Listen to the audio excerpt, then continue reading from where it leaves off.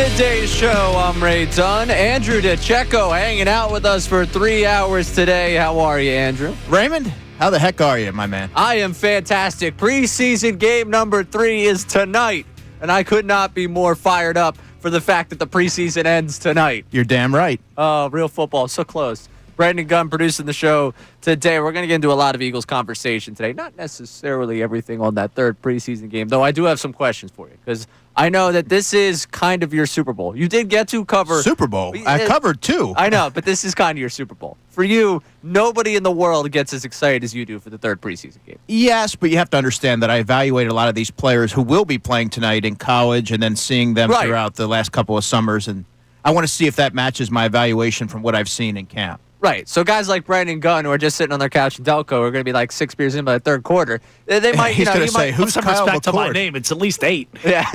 B. Gunn's going to say, who is Kyle McCord? No, please. He's a big Kyle McCord guy. You know, he's from the area. Philly guy. Yeah.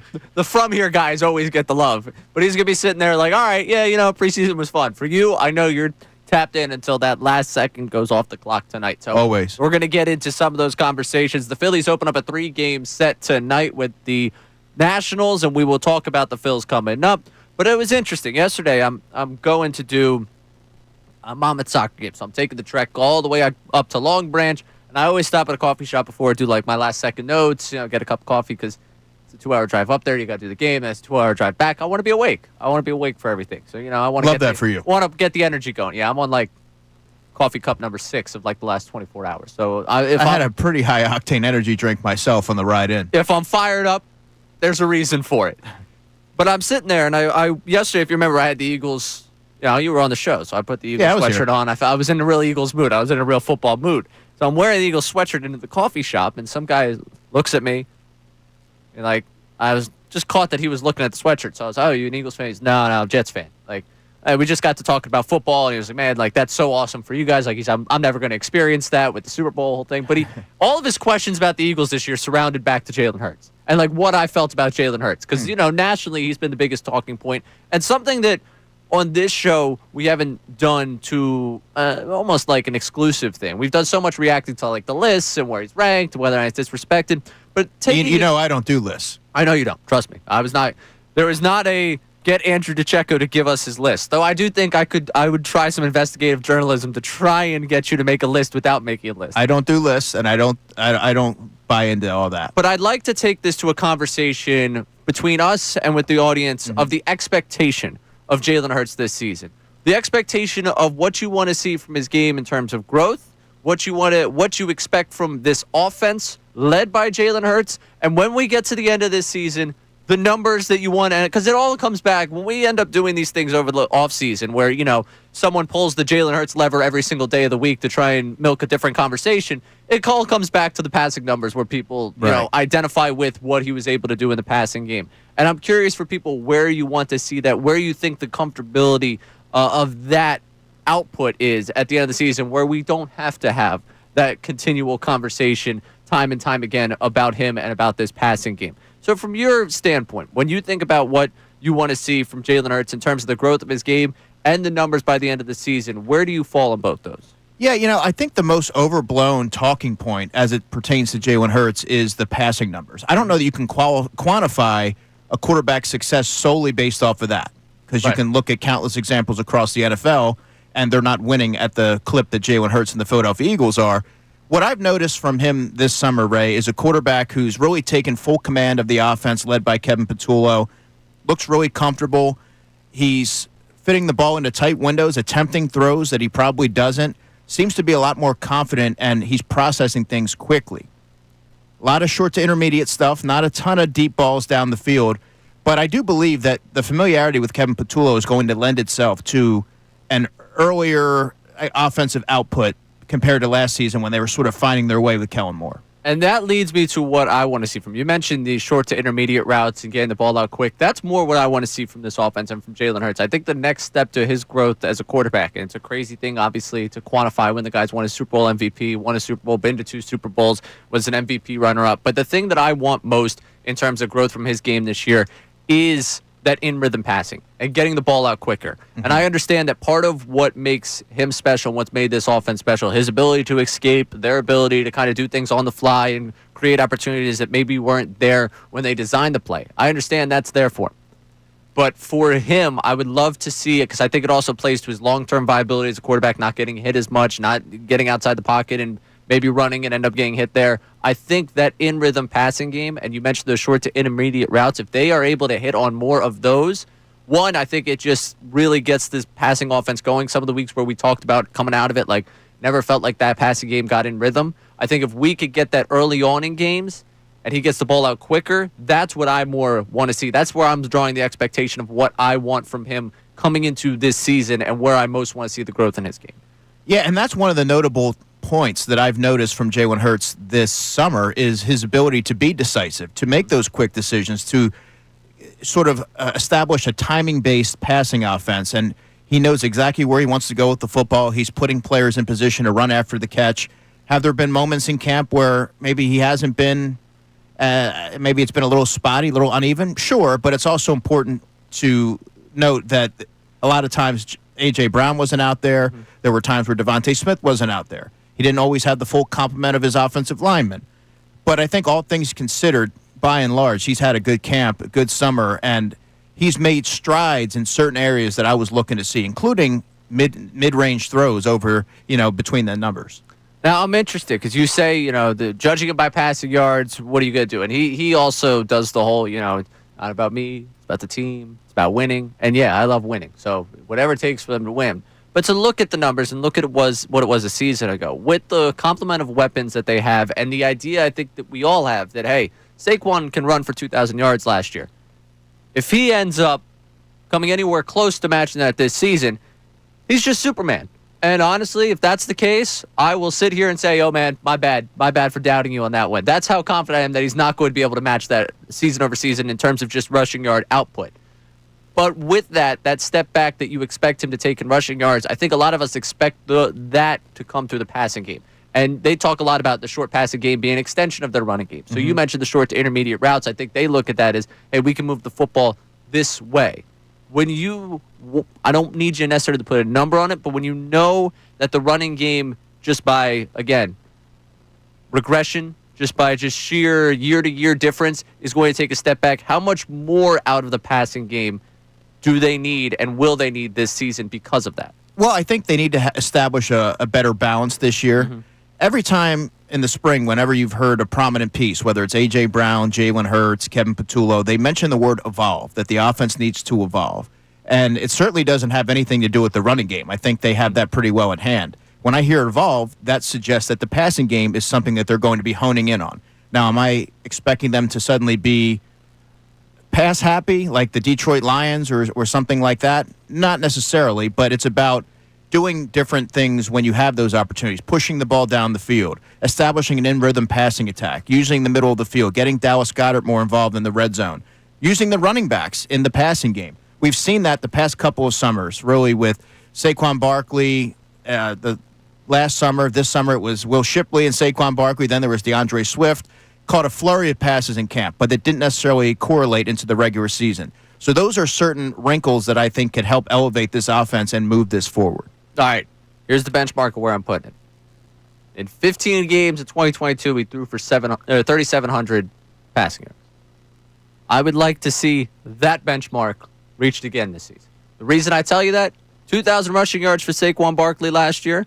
If he runs for 1,300, 1,400 the year after running for 2,000, he's almost the anomaly to what we've seen across football. You're going to need that production from the offense to come from somewhere else. Mm-hmm. Maybe some of it comes in Shipley rushing yards, but by and large, I'm paying the quarterback. Shipley I've got receptions, the weapons, too. And that counts for the passing yards right there. Had a huge summer in terms of catching the football. The Eagles' most natural pass catcher at that position. So I want to get on the record today. The expectations for Jalen Hurts as we move towards the regular season. For me, get the ball out quicker, 3,700 passing yards. That's where I want to place it today. I'm curious for you at 610-632-0975 where you want to place the expectation for what you want to see in Hurts' game. And for those of you that love the numbers, Hurts' numbers for this upcoming season. Coming up, Andrew DeCecco has mentioned a number of times What do you like from camp? Kevin Patulo is also the official coach of this show. Okay, we've adopted Kevin Patulo. He is our guy. Does it have to do with the offense? A bit. Does it have to do with the fact that he was 8 minutes early to a presser? That's exactly why. But I want to know what specifically about Patulo can show you a new level of Jalen Hurts coming into this season, according to our guy, Birds Insider, Andrew DeCecco. He is Andrew DeCecco. I'm Ray Dunn. This is Middays, 97.5 The Fanatic.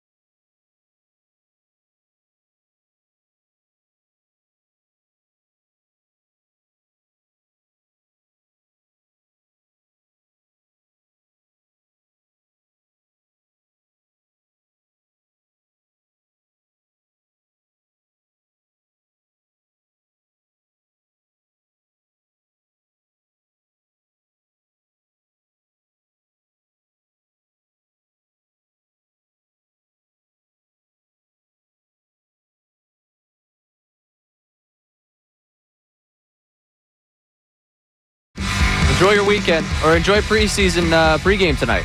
Connor Thomas, Kevin Cooney. Yeah, that's tonight. Connor Thomas, great guy. He's Andrew DeCecco. I'm Ray Dunn, taking you through the midday show. And we were asking Connor. We've now done this like little crossover with Connor after the first break of the shows. And I was just curious for him because I posed the question to you at 610-632-0975. What are the expectations in terms of Hurts' game? And for those that love the numbers, passing yards. And Connor Thomas went 3,200 passing yards for him this season. 3,200. Okay. Which is a slight over based on FanDuel Sportsbook.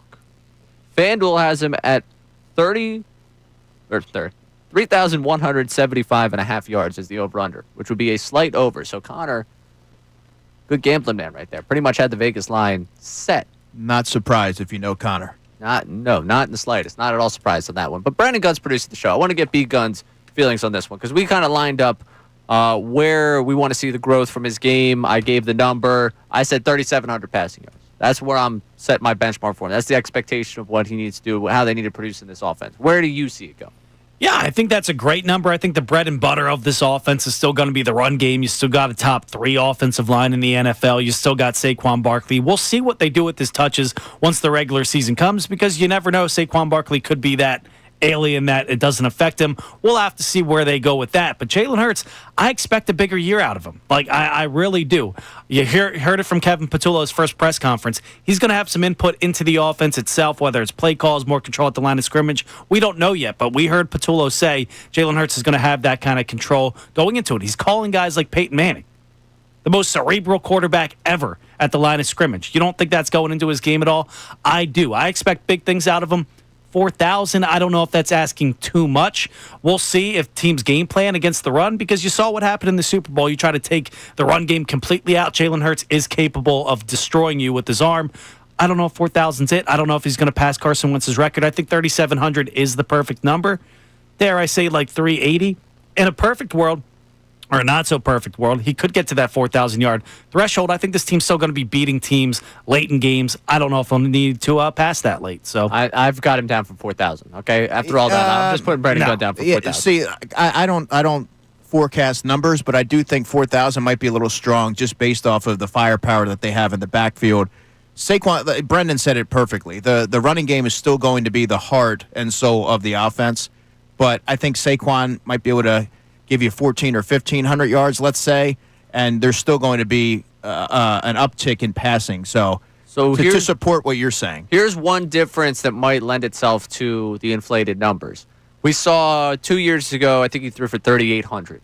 So he was about 3,800 yards passing, and that was a season in which the defense obviously had the struggles that it did. Not forecasting those level of struggles for this defense.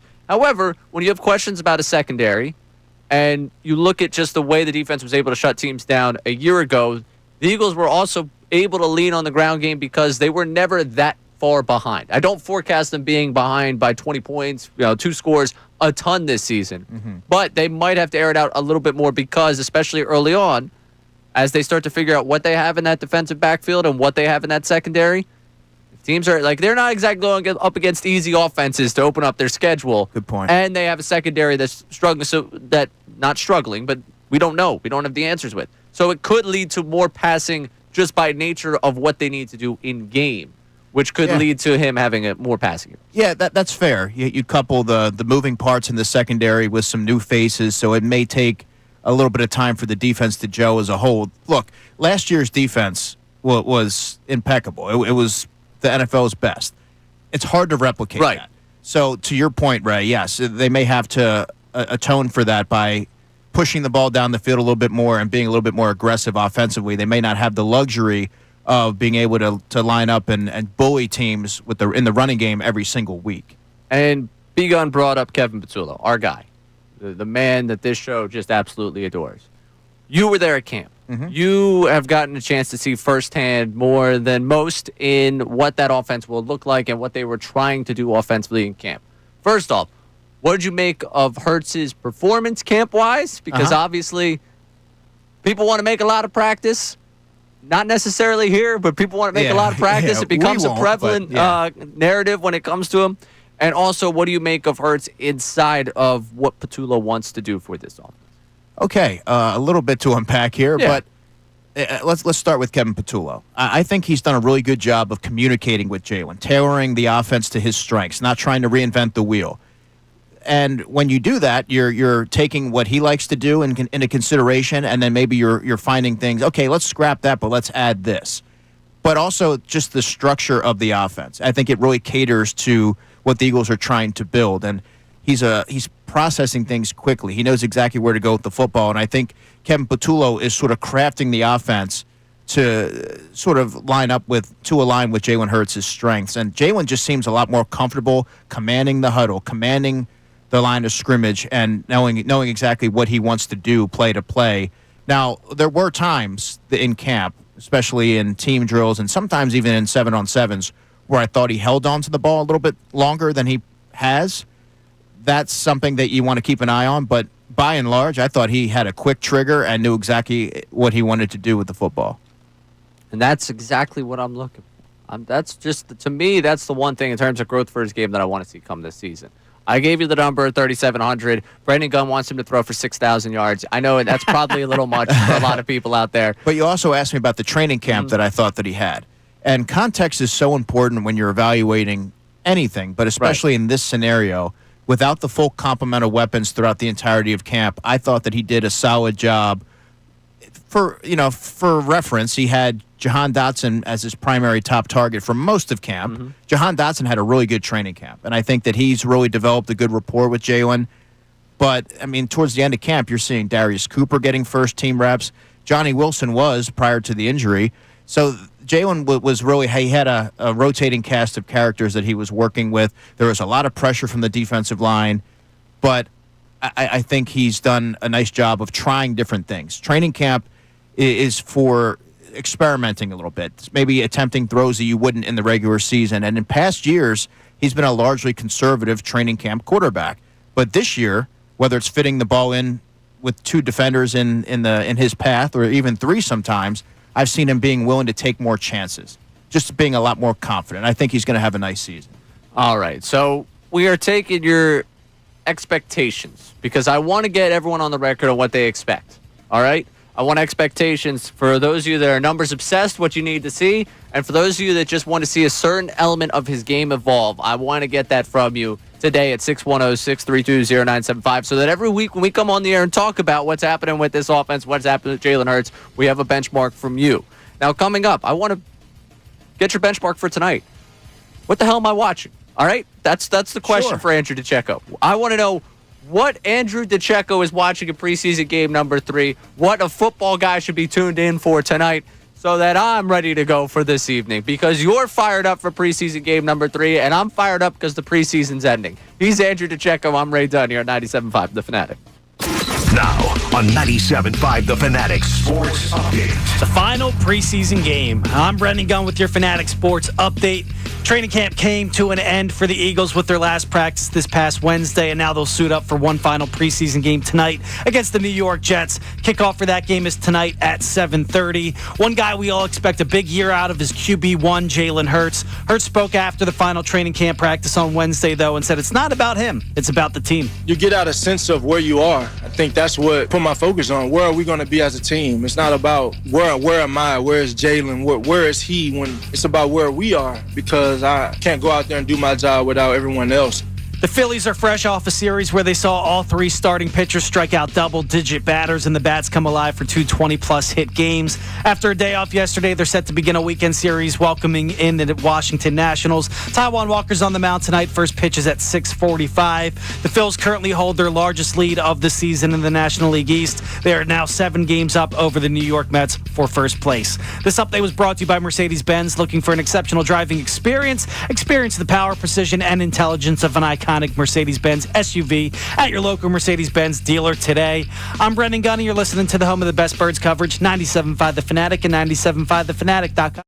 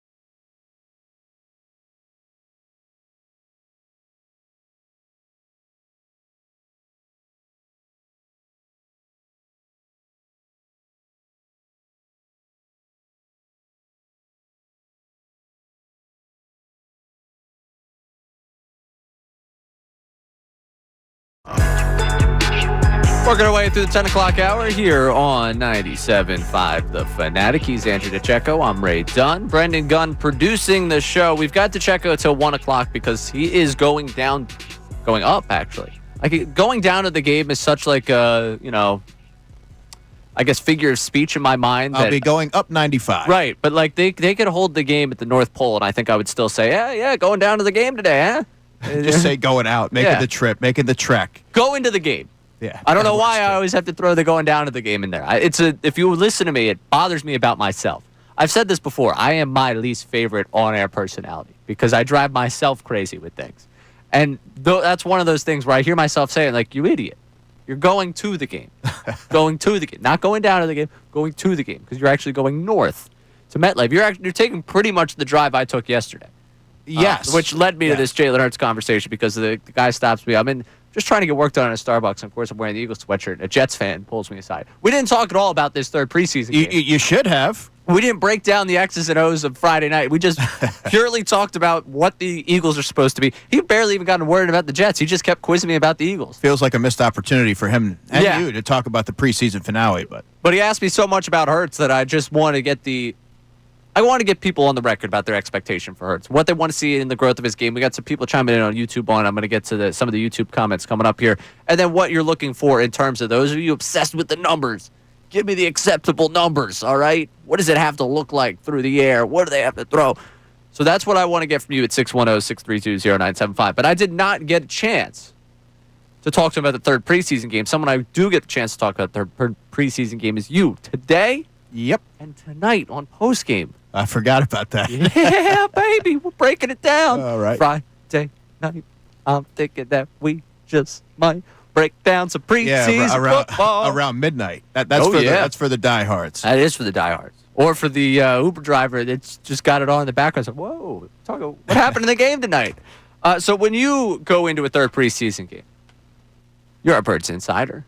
You got a lot of storylines in your mind for tonight. What is Andrew DeCecco looking for in preseason game number 3? Well, certain players on the bubble, like Kyle McCord, who's going to see a lot of time tonight, right? He had a up and down training camp, didn't necessarily take advantage of his opportunity in the first game, did some better things in the second game, but he's surpassed Dorian Thompson-Robinson if the Eagles do, in fact, keep 3 quarterbacks. I want to see if he's able to kind of carry over his last 2 training camp practices because he was the second quarterback with Tanner McKee's sideline with a finger injury, and again, that doesn't require surgery. So I want to see what he's able to do. In the ground game, running back Montrell Johnson Jr., undrafted rookie from Florida, really good vision, contact balance. The Eagles use him as a kick returner. I think he has some NFL ability. Miles Hinton, the Eagles rookie tackle. He's had time with the second and the third team in camp. He's vying for a depth spot. This is a big chance for him to showcase what he's able to do and rebound from what I thought was a lackluster effort in week 2. And I would say tight end E.J. Jenkins. This is all on the offensive side of the ball. We'll get to the defense. I want to hear your opinion. But E.J. Jenkins and Kylan Granson are sort of battling for that number 3 tight end role. And E.J. Jenkins, for those who don't know, this is all my opinion, but I think he's the Eagles' second best blocking tight end behind Dallas Goedert. So when you lay out these things, there's one question that comes to mind. You mentioned McCord and what he's going to get time-wise. How much are you able to evaluate some of the weapons offensively and some of those depth guys offensively, given what we saw last week in terms of the offensive line play and the quarterback play? Yeah, that's fair. And I should also say that the final preseason game, a lot of times, coaches and evaluators, they already have their decision more or less lined up. And you've already got your 53-man roster ready. More or less. There's a couple of players who I have on the cusp that tonight might sway me one way or the other. And we're going to reveal that coming up so that the rest of the Eagles beat can take it from you. So through 18 practices and 2 preseason games, the Eagles have a good idea of where a lot of these players are. So let's say Kyle McCord comes out and doesn't necessarily have the best performance. You also have to take into account the offensive line and some of the pass catchers who he's working with, and couple that with the fact of the progress that you saw from OTAs to this point right now. So there's some context and nuance to the conversation, and I think a lot of the wide receivers who are sort of trying to put good things on tape, they're a victim of the offensive line and they're a victim of the quarterback play, and this is league-wide, not just in Philadelphia. So sometimes you're a prisoner of that. But in a totality, you're taking in the full spring and summer of what they've been able to showcase. And then defensively, what are you looking for tonight? Defensive tackle Byron Young, who the Eagles acquired via waivers before last season. He didn't play in any game. He had a hamstring injury, and then they had to shut it down. That's a guy who was a third-round pick of the Raiders, and Vic Fangio calls him BY. So anytime you have a player who has a nickname and he sort of speaks in a glowing light, that to me has my antennas raised. I'm watching Ty Robinson. You know me. Well, you'll be watching Ty Robinson. I'll also be watching the cornerback battle, Jacorian Bennett, Mac McWilliams. Jacorian Bennett's going to see his largest share of snaps throughout the preseason. And to get a full evaluation of how he's going to be able to process things defensively, he arrived in early August. So now it's not like Jahan Dotson. He's now able to really start to hone in on the different intricacies of the Vic Fangio defense. And I want to see how he's able to acquit himself out there. Mac McWilliams, the rookie, started out camp as a nickel, about 5'10", 191 pounds, shorter arms, but the Eagles liked what they've seen from him at nickel, and they have been using him on the outside. So that's an interesting player there as well. And then the safety position. Behind Reed Blankenship, Drew Makuba, and Sidney Brown, you have two players who are likely vying for one spot, and that is Tristan McCullum, who's a holdover, had a nice summer, and Andre Sam, a second-year safety who spent the entire last season on the practice squad, had a chance to talk to him quite a bit, and he has a really interesting backstory. But those are two guys that I'll be keeping an eye on as well. I think that secondary is going to have everyone's eyes. Those that have eyes on the game, I think that secondary is going to be where, like, if you just flipped on the game with, like, a casual interest of, like, oh, yeah, what's it's going to mean? The secondary, I think, is where most of the eyes for people will go in this one, outside of course, the prep fans who are going to have their eyes on Kyle McCord. You know, so St. Joe's prep tonight is going to have it's going to be a heck of a Friday night wherever they're vacationing down the shore. Those prep. Well, how about John Mechie, the third, as well? Oh, that's a good point. Now, again, it's hard to evaluate because of the surrounding talent around him, but just to see him out there and see if he's able to kind of get into a little bit of a rhythm. All right, coming up, we'll get your reaction to our question of the expectation for Hurts. I want to know what you want to see from his game, and for the numbers obsessed, what numbers you need to see this year. You get in on that 610-632-0975. And I am going to put Andrew DiCecco in the general manager's seat, the president of football operations seat.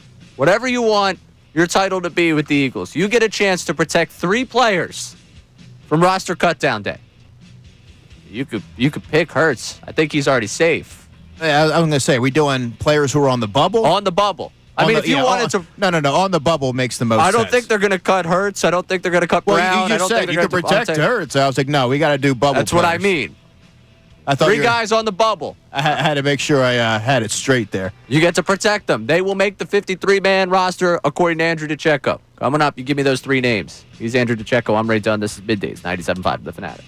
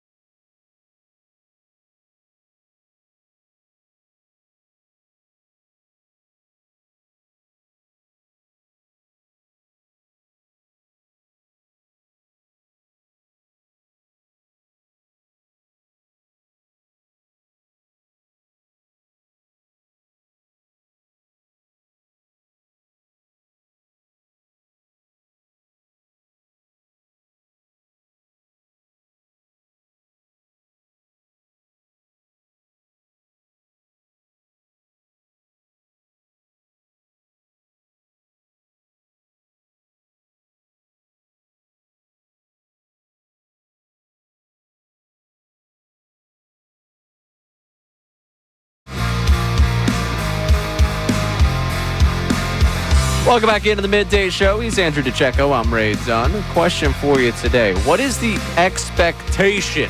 All right? Give me your expectation for Jalen Hurts, what you want to see from his game come this season. And for the numbers obsessed, give me the numbers you want from Jalen Hurts this year. I want 3,700 passing yards. I'm not asking for a ton here. I don't feel like I'm being unreasonable, Andrew DeCecco. I feel like I'm asking for a reasonable number of passing yards. Yeah, I mean, he's thrown for 3,800 before. Right.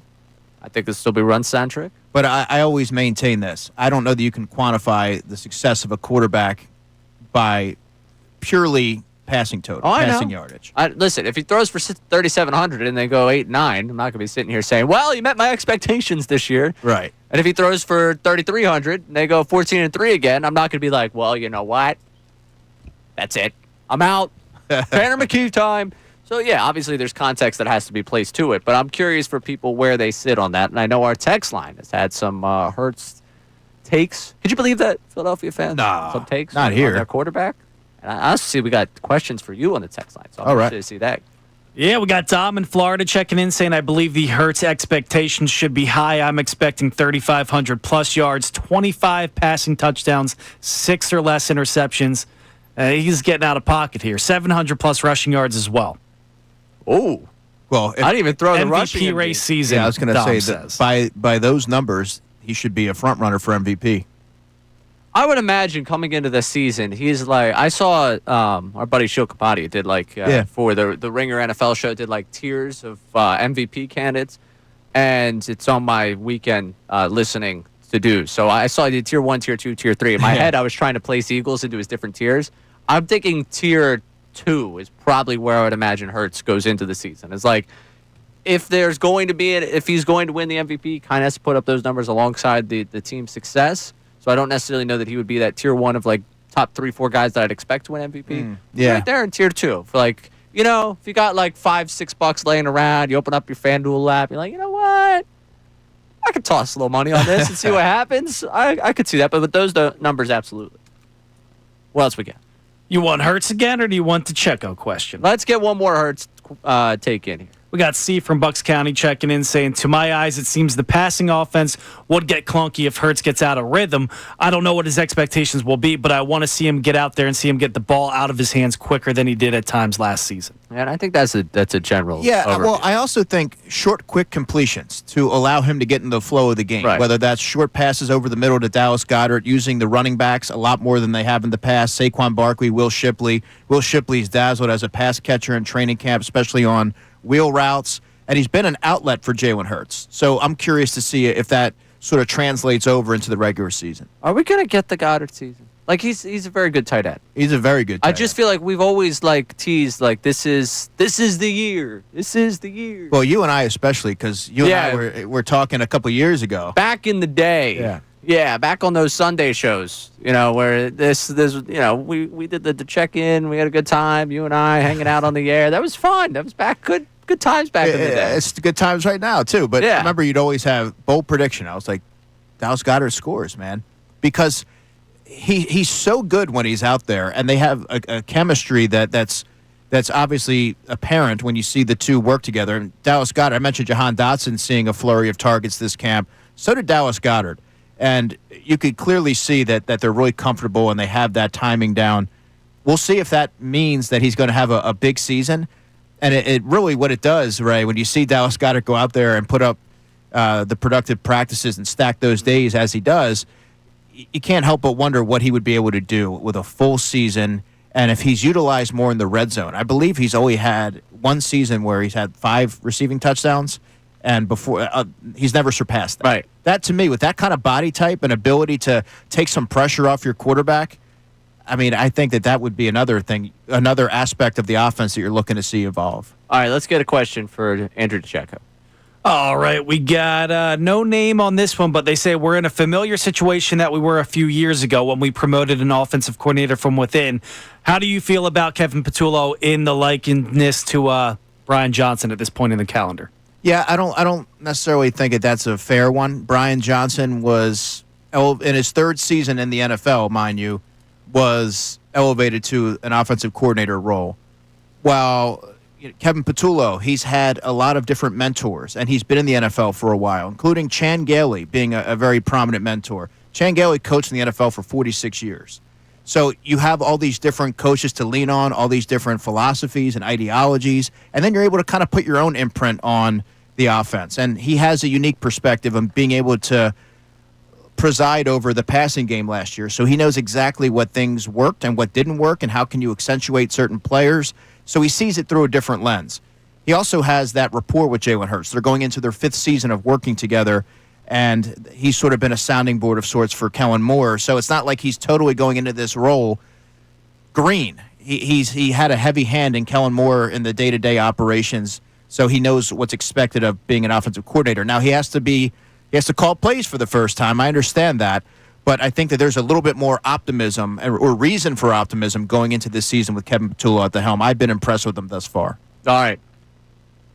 Big moment for you here. This is my personal question for you. I understand that more people, you can get in questions with the Checo here at 610-632-0975.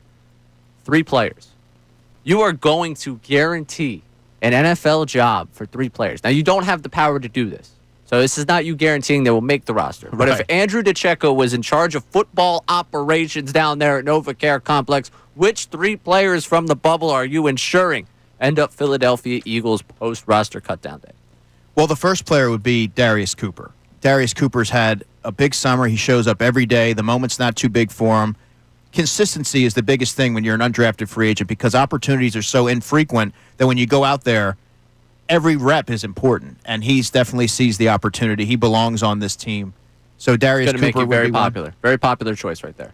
Number 2 would be E.J. Jenkins. Oh. E.J. Jenkins is the Eagles' second-best blocking tight end at 6'6", 260 pounds. He's a converted receiver from college. I think he's still growing into that role. And you look at the injury to Johnny Wilson. Johnny Wilson, in addition to emerging as a pass catcher, was hugely vital to the Eagles in terms of his blocking aspect. E.J. Jenkins perhaps could fulfill a similar type of role if I'm looking at it and trying to think, trying to maximize value. He's also a high character guy. He's been a good story of development under tight ends coach Jason Michael. In my opinion, he belongs on the team. He's also a good special teams player. Yes or no? Is there a world in which they keep both 6 receivers and 4 tight ends? No. Okay. I don't see that. So it's going to be Kylan Granson or one of the wide receivers. Now, Kylan Granson has had the better camp. Mm-hmm. He also has guaranteed money, although it's minimal in NFL terms. But he's been the more reliable pass catcher. He's been getting more work than EJ.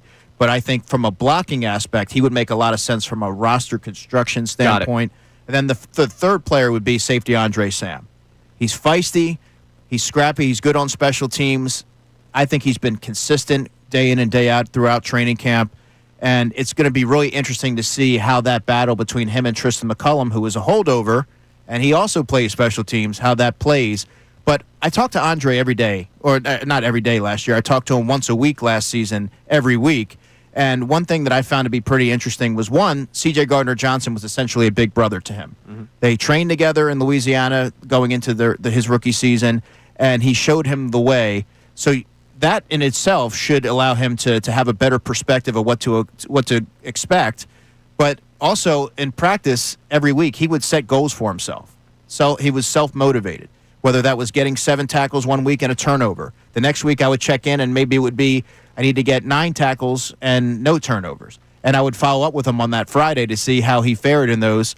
And he would share that. But I think the fact that he's self-motivated and would find different ways to engage himself while on the practice squad tells you the kind of competitor that he is. All right, so there's the 3 players. They're protected by one Andrew DeCecco. All right, if DeCecco was in charge, Darius Cooper, E.J. Jenkins, Andre Sam, all have jobs. Not yet, you're not in charge. Okay, I'd never rule it out. If I got a press release to my email that some teams put Andrew DeCecco in charge of football operations, I'd be like, that checks. That makes sense. But those are the 3 players you protect. Coming up, we'll get to more of your Hurts texts. We got the Hurts phone call we want to go to here on the expectations for the season. I can't see because my screen's turned. Oh, yeah, well. I'll fix it. And then coming up, from the expectations of the quarterback to expectations of the local ball club. 35 games remain, folks. What should we expect the rest of the way for this Phillies team? He's Andrew DeCecco. I'm Ray Dunn. Right here, middays, 97.5 The Fanatic. Now on 97.5 The Fanatic Sports Update. Preseason is almost over. I'm Brendan Gunn with your Fanatic Sports Update. Training camp came to an end for the Eagles with their last practice this past Wednesday. Now they'll suit up for one final preseason game tonight against the New York Jets. Kickoff for the game is tonight at 7:30. We're now less than 2 weeks away from Week 1 against the Cowboys, September 4th. And one guy we're all excited to see in regular season action is new offensive coordinator Kevin Patulo. Nick Sirianni spoke prior to the final practice on Wednesday, and he said Patulo's ready for that new role. I think he's just so hungry for this job. As you would expect from Kevin, he puts everything he has into it, always here, working hard to do what he can do for our offense, put them in positions to succeed. The Phillies are fresh off a series where they saw all three starting pitchers strike out double-digit batters and the bats come alive for two 20-plus hit games. After a day off yesterday, they're set to begin a weekend series welcoming in the Washington Nationals. Taijuan Walker's on the mound tonight. First pitch is at 6:45. The Phils currently hold their largest lead in the NL East of the season, 7 games up over the New York Mets. This update was brought to you by Batteries Plus. Remember when you had a guy, someone who could fix anything? They still exist at Batteries Plus. Their expert knowledge on batteries will have you on your way and good to go in no time. Batteries Plus, the experts in charge. I'm Brendan Gunn, and you're listening to the home of the best birds coverage, 97.5 The Fanatic and 97.5thefanatic.com.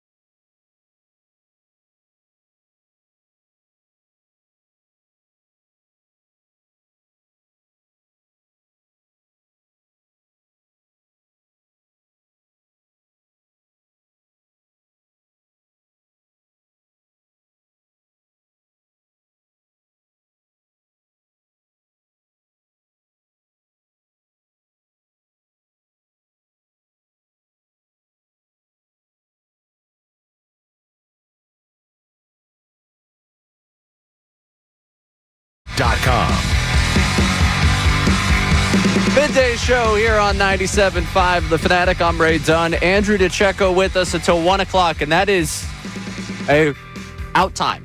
He's out at that point. All right, he has no interest in the gun at 1. He certainly has no interest in being here for the 1 o'clock hour, and the reason is he's got to get to MetLife. Oh, and then but at 1 o'clock I have a meeting because I have to go over the show for tomorrow.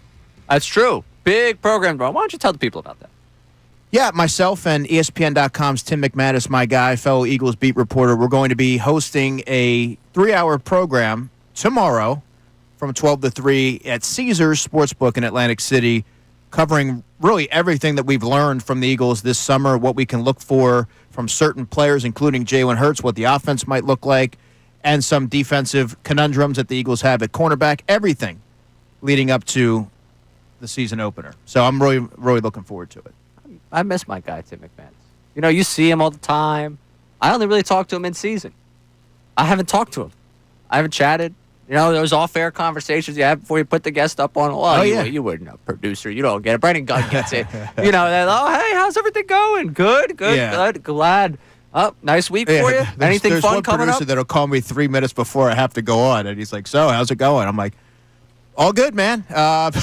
You know? See, I grade our guests based on the off-air conversation you can have. As a producer, a guest is valuable to the air, of course, but a guest is valuable to me by the off-air conversation I can have. I can tell you one person that surprised me, the governor. They made fun of me on this show because when we had the governor, I talked to him for like 2-3 minutes. I was like, when in the world is the governor ever going to have time to talk to me? That's pretty cool. Yeah, great off-air conversation. I'm sure that's something you'll never forget. I was surprised. I thought it was going to be like, all right, dude, put me up. Like, I'm the governor. I got important things going on. It was great. Good off-air conversation. So what's your background? Because I got time. Jason Stark, great off-air conversation guy. Tim McManus, great off-air conversation guy. Matt Breen, A+. I noticed you haven't mentioned me yet. But you just kind of gave it away. You're like, all right, listen, man, I'm trying to write up on this guy. Let's get me on the air. And you're a great on-air conversation guy. Hey, that's I good. enjoy talking to you on the air. That's what matters to me. All right, you're tuned in to WPEN HD1 Burlington, Philadelphia, Beasley Media Group station, broadcasting live from the Comcast Business Studios, powering possibilities. We open up the show because I had this conversation with a Jets fan about Jalen Hurts yesterday, and it got me sparked. So I just want the expectations, the benchmark that people will hold Hurts to this year. What are you looking for from the growth of his game? And for those of you that are numbers obsessed, what numbers are you looking for from him? Let's go to Bethlehem, open up the phone lines, talk to our buddy Greg. Greg, you're on 97.5 The Fanatic. Gentlemen, good morning. How we doing? Wonderful. How about yourself, Greg? Good. Excuse me. All right there, Greg. They're talking about I'm fine. We have heard all about the passing game evolving, and isn't it reasonable then to assume that his total passing numbers should be greater than last year? That's what I'm going for. That's the entire kind of premise of what I'm looking for from numbers. Brendan Gunn's got him throwing for 8,000 yards. I was like, whoa, I'm just going for 3,700. Well, 3,700 is about where I was going to go. One question for Andrew. How often do we see Hurts go to a second or third receivers in a pattern? Well, I've seen it a lot this summer. Have you? Yep. Well, that's encouraging. I thought in the past sometimes he wasn't real good at going to his secondary receivers. Maybe that's just me, but I'm glad to hear that. And, Greg, I appreciate you checking in, appreciate you making the phone call. In terms of progressing through what they're looking for from this offense, I think a lot of people have made more of, who beyond A.J. Brown, who beyond Devontae Smith gets involved? When you have those two guys in your passing game, I understand you want to see, we mentioned in the last segment, when's the Goddard season happening, when's the Goddard breakout thing happening. People talk about Dotson all the time. I think that's sometimes a Penn State bias. People around here want to see Dotson more involved because of that. When you have the two options that you do, how often do you have to go beyond that? You really don't. But what I'm noticing this summer is that he's looking off receivers and looking off his primary, seemingly anyway, and finding different options, especially when pressure's in his face. There's certain areas where I've really seen Jalen Hurts evolve, and that's one of them, throwing throwing passes between the numbers, and the running back utilization in the passing game has been another one. All right, so I want to switch gears here for a second. We do see a 3-game set start tonight in South Philadelphia. Down there in South Philadelphia, we will see a 3-game set begin tonight, the Phillies and the Nationals. The Phillies right now 127 games into this marathon of a season, which could get shortened. We're going to get to that coming up later on the show. I saw the Jason Stark story.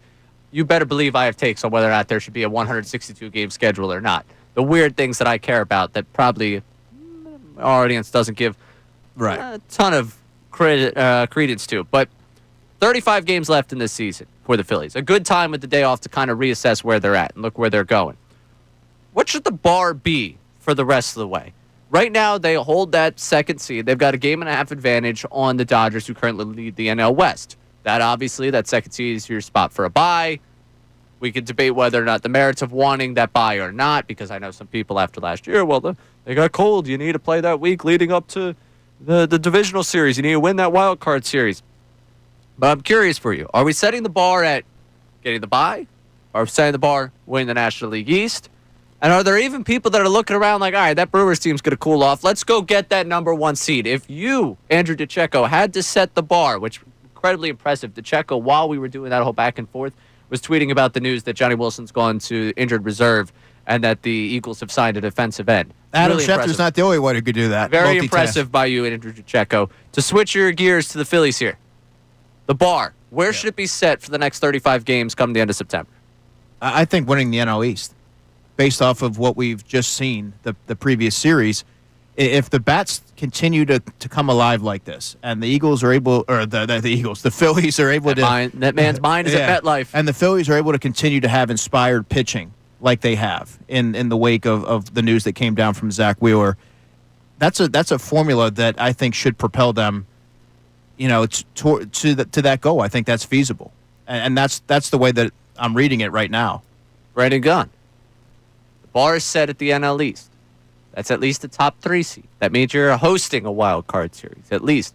Where are you setting the bar for the Phillies the rest of the way? A bye. Like, you need to be your way. You need to play your way into the NLDS. Like, to me, the way they're playing right now, that is still very much realistic. You look at the 3rd best team in the National League right now, guess what? They're a wild card team right behind you. Then the Dodgers are right after that. So you got to keep the NL West. Whoever wins that division, you got to keep them behind you, because I don't see you overseeding the Brewers out there for the top seed, but you got to get a top 2 seed. Stay out of a 3-game series. I can't do it. I cannot do it. Can't risk it. I can't risk it either. I can't. I'm sorry. I know people are like, I want these bats to get hot. Well, what if the bats go cold for 3 games in a wild card series and then you're just done? Like, everyone always talks about you want the wild card series because you want to keep playing baseball. You want to stay fresh. What if that's just a bad series? Like, I've seen them have a bad series. I've seen them lose bad 3-game series. I don't want my fate determined by a 3-game set. Yeah, that could be the series where the bats go cold. Yeah. And if the bats go cold there, you talk about losing a wild card series. You talk about that 2007 to 2011 run where it goes down, down, down, down, down. They do the same exact thing except for they never win. The conversation at that point goes, you still want Schwarber back, but at that point there might be enough vitriol from the fan base to say this has to get shaken up somehow, some way. Like, you talk about losing in the wild card series, jobs might be on the line. Guys you thought you want back might not want to come back anymore. Could all go bad if you lose in the wild card round. Yeah, that's the other part of it. A lot of the pending free agents may not want to stay. They may want to go elsewhere if this doesn't play out. Yeah, I'm trying to find it exactly where it is. I got a text from a buddy in like March that was just down on the team leading into the season. It was like, yeah, going to be fun to go through this full marathon just for them to lose the wild card series. It's 2007 to 11 all over again. I can't find the text right now, but like everyone that does, I don't understand the people that don't want to buy. Those people I don't get. I had this back and forth with my roommate the other day. He's not the friend I was talking about. He was like, well, this team getting time off, don't you want to keep them in rhythm? Well, how do I know that they're just going to breeze through that 3-game set? And so help me if they win the NL East and are greeted by the Mets in a 3-6 matchup. So I won't survive that week. You're going to be nervous. I'll be a mess. Man. I'll be a frantic mess. The Mets stink right now. I assumed yesterday, wrongfully, that they were going to be able to take care of business against the Nationals. Like, they want to take all the juice out of the series next week. That's really what they want to do. Right? If they end up dropping this weekend series to the Braves, would anyone be surprised? Is it done? No. Well, you say it's done before they get to that series. No, if they I won't lose the say series. it's done. You I mean, won't say it's done? The next time I'm on the air is postgame tonight. And if I open up postgame tonight with the Phillies have won the NL East, I'm going to be in a corporate meeting. I'm going to be in a meeting with management. All right, I got Eagles post game tonight. The next time I'm going to be able to give takes on the Phillies will be come Monday. So I can't do that before that series happens because that'll be the only opportunity I have. We'll be too busy reviewing that series. Coming up, I want one bold prediction the rest of the way for the Phillies. Sure. Because I have an interesting one that I'm just marinating on. I don't necessarily think it's bold for a reason. We'll get to it. He's Andrew DeCecco. I'm Ray Dunn. Middays, 97.5 The Fanatic.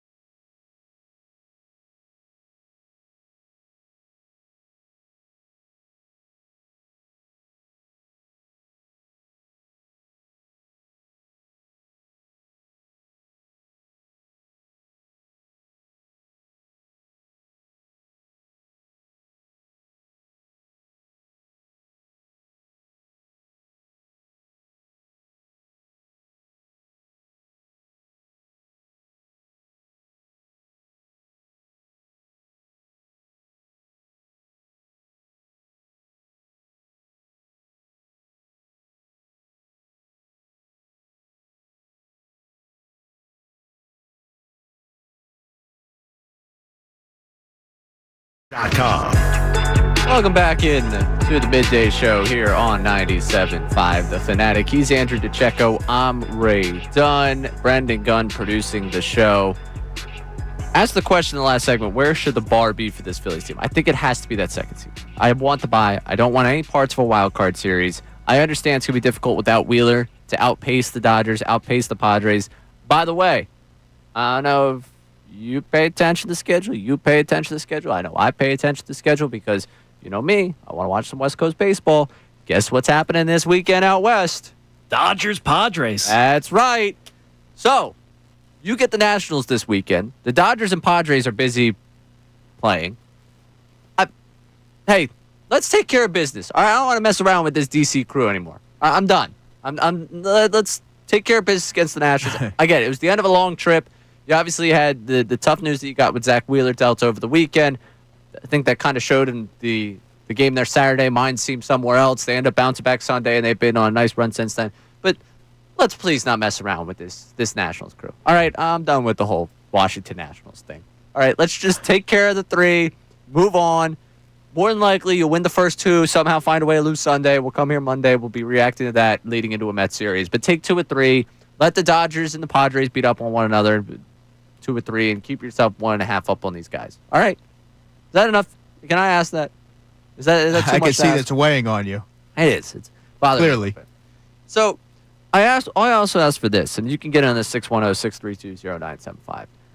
It's a bold prediction. So what I'm looking for here is I'm looking for something not necessarily that you believe is going to happen, but if you had to be bold and step out on a ledge here and say something. You see this? It happens. I got these telemarketers. My phone is on silent. So is yours, but Yeah, it is. I get a bunch of missed calls and it says spam. I continue when people do this. I'm on the air 10 to 2. If you really want to sell me something, you should call me at 2:15 because I'm in my car. What are they trying to sell you? Vacuum? I don't know, Dustbuster? but I keep telling these telemarketers. I keep getting the phone call. I guess I probably shouldn't flash the number to the camera there, but they keep calling me. It's annoying. You flashed the number to me, but Yeah, well, I don't think Whatever. you're going to call them back. I don't think so. I might call him back and say, hey, do you need something? But this bold prediction, the rest of the way, I don't necessarily need you to think this is 100% going to happen. But if you had to step out on the ledge and give me something spicy for what could happen the rest of the way for the Phillies. Max Kepler is going to continue to Ooh. deliver. Max Kepler going to play his way into more playing time. Yeah, he's going to carve out a more prominent role. Oh, so Become more of a fixture in the lineup. return of the Max. I guess you could say that. All right. So we got. You said you wanted something Little bold spicy. and maybe something that was a little bit unlikely. So are we going to go to a full platoon, a full-on platoon in right field? Yeah, it's going to be crazy. All right. All right. So Max Kepler works his way into a more prominent role. He maybe wins back some of the fan base. I could sense it already. There's a portion of the fan base, maybe a portion of the fan base that judges the athletes based on their looks, that is very excited about the whole Max Kepler return over the last couple of weeks. I've gotten a few people chiming in with, see, I always believed in Max Kepler. I think you believed in Max Kepler for a different reason. Yeah, sure but you did, yeah. All right. So return of the Max. That's Andrew DeCecco's. Brendan Gunn. Give me something spicy the rest of the way for this Philly season.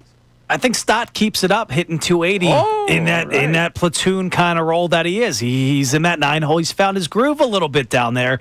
I think he continues to see pitching matchups that benefit him. I think he continues to hit 280 plus, and I think that's a good thing. Now, come postseason, I don't want people to get too ahead of themselves, say this guy needs to be in the lineup every single day.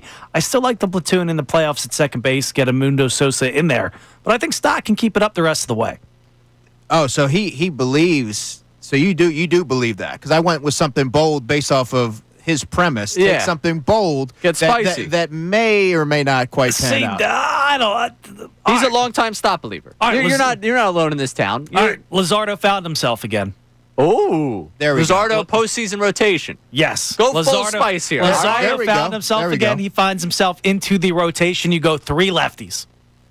You All go right. Sanchez, you go Ranger, you go Luzardo. There we go, B-Gun. And it's also kind of not so bold that Aaron Nola's not going to find himself in that case. All right, yeah, not exactly that spicy. All right, that's like But Luzardo, that's he like keeps English it up. food level of spicy right there. I think right now a lot of people don't see him get back there. The Luzardo thing, I like the spice there. Come on. All right, I'm being realistic here, trying to be measured. so here is my Oh, boy. bold. Again, I don't necessarily believe this is going to be the case, but if I want to get real bold here, you know, gonna say in Western the words of Gabe Kapler, be bold. there's not a very steep difference in Kyle Schwarber and Trey Turner MVP votes by the end of this season. I would even go to the step further of saying there's a chance Trey Turner ends up ahead of him on the ballot. And you say, wow, Ray, that's crazy for you to say. And it is crazy for me to say. Because I've watched what Kyle Schwarber's done this season. He's been at MVP level. But you have to remember how a lot of these voters vote. They love the WAR. They absolutely love the wins above replacement. Right now, F-WAR in the National League. Who's one? Shohei Ohtani. Who's two? Trey Turner. Trey Turner's second. Trey Turner has also improved his defense to the point where the metrics love him. And you know what voters love more than anything else in this world? Metrics. Also, we've had the conversation about should a DH win MVP. And a year ago, Shohei Ohtani did. He had the 50-50 season. This year, he's having another tremendous season. But the voters already, when we started to get in the dialogue of Kyle Schwarber winning an MVP, what was the one thing that people would say? Well, Ohtani still pitches. You know, like he's back on the mound, so you got to factor that in. You know, it's tough to just give a singular DH. And to what I would say is, all right, how much has Ohtani really pitched, and how much value is that really given his how team? many innings? Yeah. But for sake of the argument, all right, what does Turner do? Also plays the field. He's played the field at a good level so far. Turner right now could win a batting title. The power numbers haven't been there, partially by design. The OPS might not be there.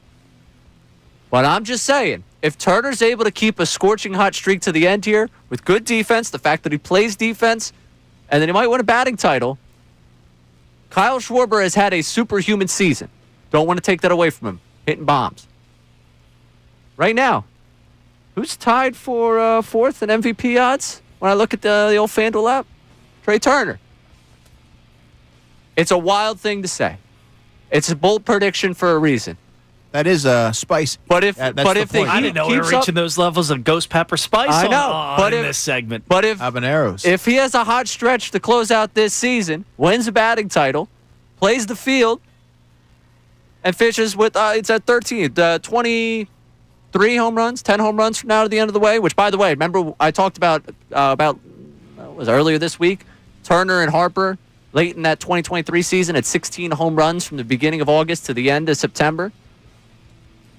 He puts another 10 home runs up on the board, 23 home runs, finishes close to 90-something RBIs, plays defense, wins a batting title. Plays defense. A long way we came. I know. I'm just saying.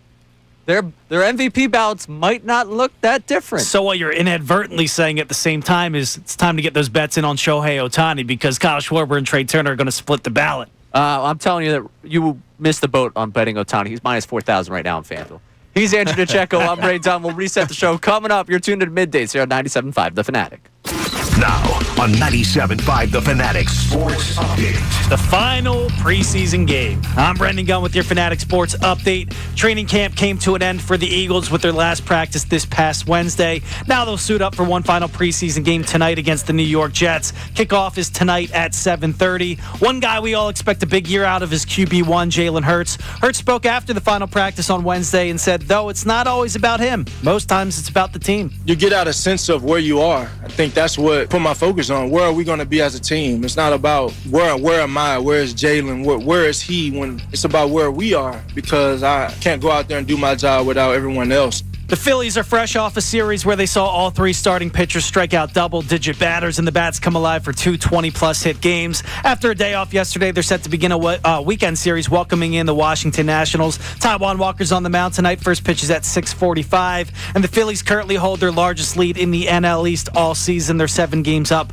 over the New York Mets in the division. This update was brought to you by Dairy Queen. Savor the DQ chicken strip basket with 4-season chicken strips, fries, Texas toast, and a DQ signature gravy. Get it delivered in the DQ app. Happy tastes good at participating locations. I'm Brendan Gunn, and you're listening to the home of the best birds coverage, 97.5 The Fanatic and 97.5thefanatic.com.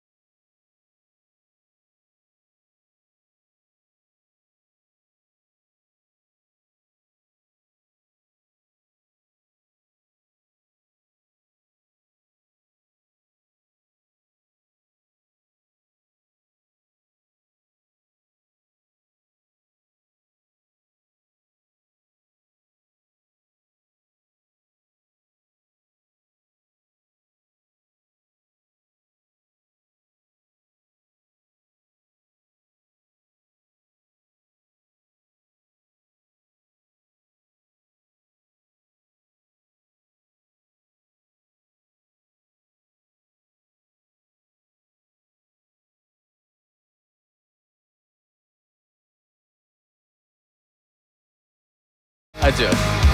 What are they saying? I said this the other day. Trey Turner conversation to them is just basically blood in the water and you're a shark. Like, they love the Trey Turner conversation. That and Jalen Hurts. Those are the two guys that you can guarantee if you just say the name, they're going to attack each other. Oh, so it's like you knew what you were doing. I know that for them. I want to do some bold predictions because we got, it's a reset time. You got last night off. I know for Brandon Gunn, he, loves the night. He talks all the time about when they don't play. Fiance and I watch a movie. I can't convince her to watch Superbad, but that's his time. So we got a chance to reset. What did you do last night without the Phillies? What did I do last night with that? Oh, fantasy draft. Ah, okay. Yes, all right. So there you draft. go. So Fiance lost out again on that one. So. And I was here, Oh, it's on the air. True. That's a good point. Great point. When in doubt, Brandon Gunn's at the Fanatic. Yeah. What'd you do without the... I put my show sheet together for Saturday's show. Smart. And I ran some errands after the show that we did. Correct. So I try to take care of things and get ahead of it, knowing that today's going to be busy. Tomorrow's certainly going to be busy as well. Makes sense. Yeah, check so nothing really exciting. No, nothing really exciting, but good. It's good to just get things done. Yeah. I've got a list of I things. felt accomplished. Yeah, it's good. You should feel accomplished. I'm proud of you. You did a good job with that. Hey, thanks, buddy. But I knew that the bold prediction, it wasn't so much when Schwarber outdoes Turner on the MVP ballot. Fine, yeah, we'll sit here and say, oh yeah, well that was a good thought, but it's just one thing that I don't think people have necessarily, because their feelings about Trey Turner, appreciate the season he's having.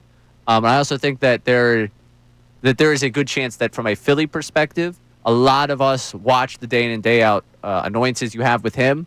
Whereas a national writer looks at oh wow, that number looks pretty good for him. Oh wow, he's become better defensively. He's going to win a batting title.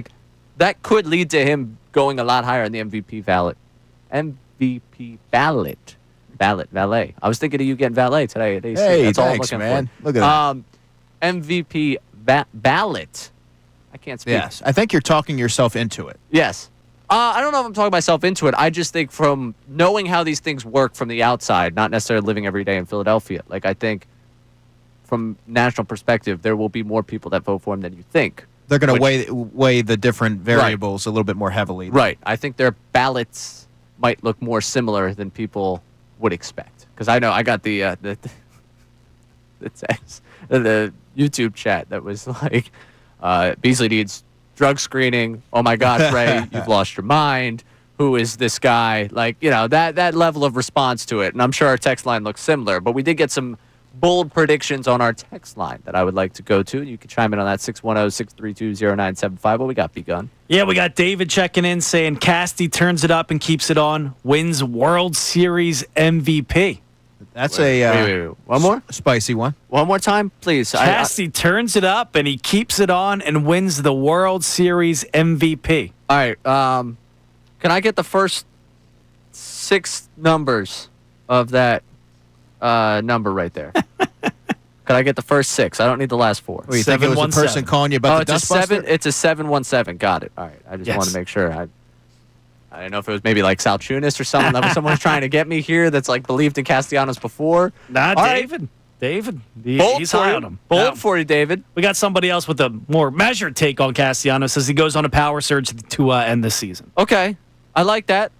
Couple of spicy, couple of bold predictions coming down the way. 35 games left in this sprint. And Brendan Gunn and I both said number 2 seed has to be the bar. Your bar is the NL East. Having heard us talk about the bye, though, I feel like you are kind of on our side here. Yeah, the bar has to be getting the bye at this point. I've sashayed over to your guys' side. I appreciate that. Oh, very fancy of you. Good work on that. We also earlier today got into the conversation about the expectations for Jalen Hurts. I had this conversation about the Eagles. The Eagles, of course, come back to Jalen Hurts. Nationally, he's been the talking point just across the board because it's off-season fodder, and he just happens to be the Super Bowl MVP. The Eagles happen to sell. It's a part of being a marquee franchise, the Super Bowl winners. Yep.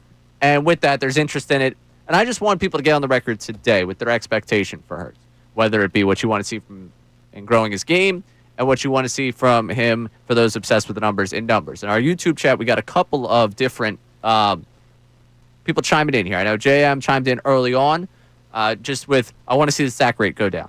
I want to see him not take as many sacks. I want to see him get rid of the football. That was something that he was looking for. I saw. That's a good one.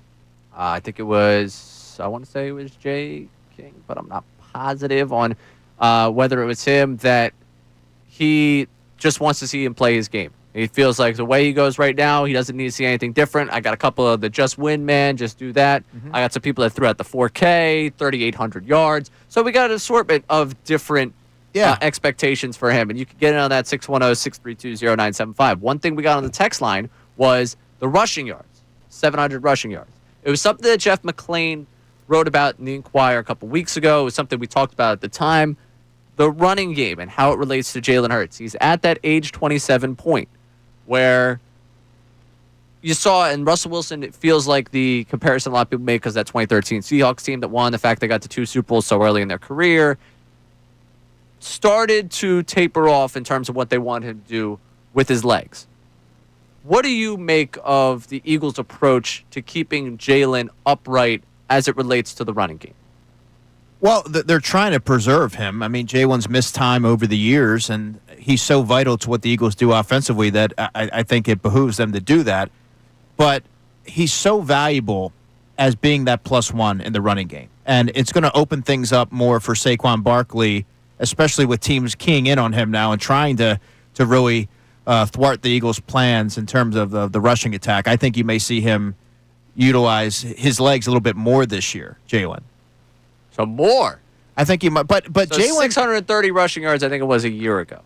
Texts are at 700. We all were taking it back for a second. Now to think to it, it's like, yeah, that's not a terrible number to throw out there. But Jalen is not a reckless runner. He has a really good idea of spatial awareness, where the sideline is. He doesn't take those big hits. So I think he's kind of savvy in that way. All right, so you say he's going to get involved more. I agree with you. You can't get away from it because of also the dynamic it opens up for Saquon Barkley alongside it. Like, that's something that we don't give enough credit to this running game, that because you have the quarterback you have, your running game does open up because there's just that piece of respect. And if you don't respect it, for example, if he was like, his knee was banged up and you were like, yeah, is he going to be able to run? Is he not going to be able to run? And then he's able to pull it and run for like 50 yards for a touchdown to open up a game. That's pretty valuable, you would say. Oh, yeah, immensely. Yeah. Immensely valuable. I'm just throwing a hypothetical. Not a scenario we all saw play out in the postseason that he doesn't get any credit for. I'm just saying, just in general, that's one that pops to mind. So you think he's going to be more involved. I'm curious for the people out there at 610-632-0975. Are you comfortable with that? Because I almost see it as this is the at all costs. We have the roster to win right now. They just have to kind of ride what works for them, and that is a part of what works for them. I don't necessarily play for 2030 and 2025 when I have this roster right now. I don't play for, we talked about 5 years from now, if you could guarantee 3 guys be on that roster, which is actually a question I think that would be great to ask you. I realized that we had that conversation with Amy, Brendan Gunn, and I. It'd be a great question to ask you. Maybe we'll ask you that coming up. A little tease for you to start thinking that. But I'm not playing for 2030. I'm playing for 2025. And if him running the football is part of my best chances to win, I'll be damned. I want them to win. I want them to win. So, to me, I'm comfortable with it. But I know there's a portion of our fan base that's always like, oh, you gotta think about the future here. Yeah, I think the Eagles would be comfortable with it. Certainly Jalen Hurts. He does whatever it takes to win. Right. And if he needs to pick up, 80 yards, in one given game with his legs, he's going to do it. All right. But he's also cautious in absorbing contact and knowing where the sideline is and all that. So I want to hear from fans if you have that cautious approach of not wanting to see that happen, if you want to see them get away from that. 610-632-0975. Coming up, Austin Mock of The Athletic put out the NFC projections. This is all metrics-based, man. And the metrics tell you, believe it or not, the Eagles are good at football. I'll take you through those next. What does it mean to you? Break down what the rest of the NFC looks like, because some guy that is very unfiltered in his opinions might not like where his favorite team ends up. He's Andrew DeCecco. I'm Ray Dunn. Middays, 97.5 The Fanatic. It's Friday.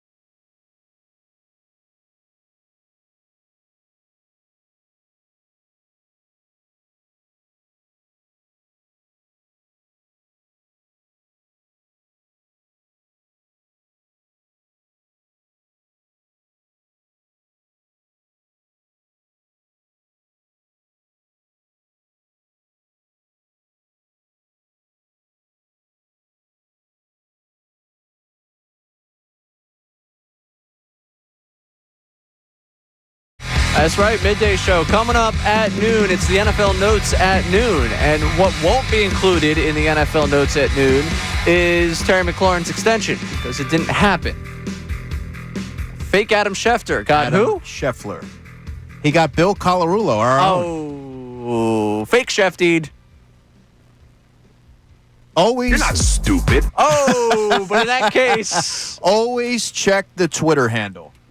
we did not go to air with this. Good thing, because both of us saw Billy C's retweet of fake Shefty. And we're like, wow, I didn't know that happened. I didn't realize that happened. Well, you want to when know you're why you didn't realize it happened? Because it didn't. What was the fake Shefty? Adam Scheffler, Scotty's brother. Yeah, Tony Scheffler, the old tight end for the Broncos. It was his cousin. Oh, hate to see it.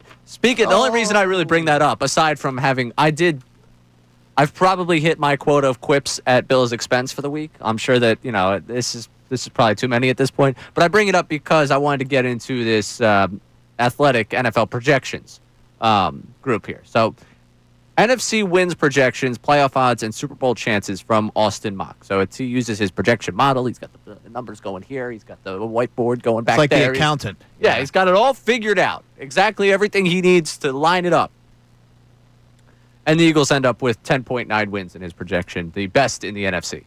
So again, this is all measuring all the projected outcomes, all the different ways it could go, how you average it out. Eagles end up the best team in the NFC. Number 2, if you had to guess, because I know Brendan Gunn does not read the show sheet, you today also let me know that you are not a fan of going past the first page of the show sheet. I said, what are we talking about today, cuz? So you also have not read this story. B. Gunn certainly hasn't read this story. This story is also behind a paywall, so I know for sure he hasn't been able to read it. So, all right, Eagles number 1, second best team according to this projection from The Athletic in the NFC. Again, this is by wins, not by your little, who do I think is going to be best, just purely by wins. The 49ers. All right, 49ers. Lions. 49ers was the correct answer. Point to DeCecco. All right, number 3, here we go. Well, I would have said that when he took it first. Oh. I was going Instead to. of being right, you want to be different. What are you trying to say here? You trying to manufacture a take? I'm trying to say I Not can't the say the station same for that, answer. buddy. All right. Who's 3? I'll say the Rams. Rams. Packers. Should have stuck with your Lions pick. Both of you were wrong. Lions 3 there. All right, going down the list. You're enjoying this. I am. Yeah, all right. Let's go to the top 5 here. Who's number 4? Packers. Wrong again, buddy. Hang on. I'm gonna say the Rams. Can I get a repeat? Wrong again. Buccaneers. Oh, that's number what I was 4. going to say. Yep, should have said it the first time. Number 5. I'm gonna say Rams again. Wrong again. The Packers. There we go. Finally a point on the board for young B. Gunn. Where's Bill Colarulo's Minnesota Vikings? That's a great question. Billy C's Vikings, which I don't know if you guys know this. Connor Thomas, his family, big Minnesota sports fans, big Vikings fans. I've actually hung out with his brother before, talked Vikings with him. They are not as high on the Vikings as Bill Colarulo is. I think Bill might have them winning 14 games again. It's just what it sounds like when he's talking about them. I'm like, oh, does he have them losing a game on their schedule at all? He's a huge J.J. McCarthy guy, apparently. Billy C's Vikings, 8.3 wins, 10th highest projection in the NFC. That's not a playoff team. Oh, no. Oh, tough to see it. Yeah. Hate to see it. So the way this goes, Eagles 1, 49ers 2, Lions 3, Buccaneers 4, Packers 5, Rams 6, Commanders 7. The Commanders in this projection just 0.1 more wins than the Arizona Cardinals. Yeah, I don't agree with that. Like, there are some who are projecting them to do a faceplant this year and take a major regression. I don't see that. Do I expect them to reach the heights of last season? No, because a lot of things fell perfectly right for them. But, I mean, they have Jaden Daniels. They have some pieces there. They're a little bit of an older team, sure. But I like the way that roster is largely constructed under GM Adam Peters. They have enough there to support the growth of a young quarterback. So the write-up here. The reason the Cowboys might be closer to Washington is while most expect quarterback Jaden Daniels to improve on an outstanding rookie season, I have my doubts. I certainly believe Daniels is good, but he had a lot of high-leverage plays break his way last season. Is that luck repeatable? Unlikely. He will need to be more efficient in other areas to improve. And that's a common theme talking about the Commanders. What were those other areas? You know what I mean? Like, anybody could just throw something out there. I always hate when people do that. But it's kind of a common theme with the Commanders. Like, they did win those one-score games, like you go back to that Bears game. Yes, And like there were a few there where it's like, all right, you're winning in that close a margin. Can you do it? Like if we've played out the scenario here. The Eagles have the lead against the Commanders in the road game. Hurts gets hurt, and you lose that still based on the Devontae Smith drop, based on Hurts being hurt. Like, you go through a number of different things. Commanders win that game. If you just want to go that game and the Hail Mary, there's 2 wins that you're like, questionable.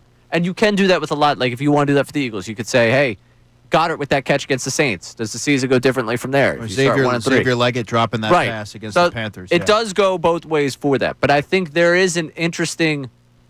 It's interesting when a number of people that just look metrically at the game look at the Commanders and keep saying, yeah, there's just a lot of negative regression. And when you look at the Eagles, it's like, yeah, that team's just overpowered. Yeah, I don't look at the metrics or analytics. I got you. You're a football guy. I base it off of my eye test. I got you. I understand it.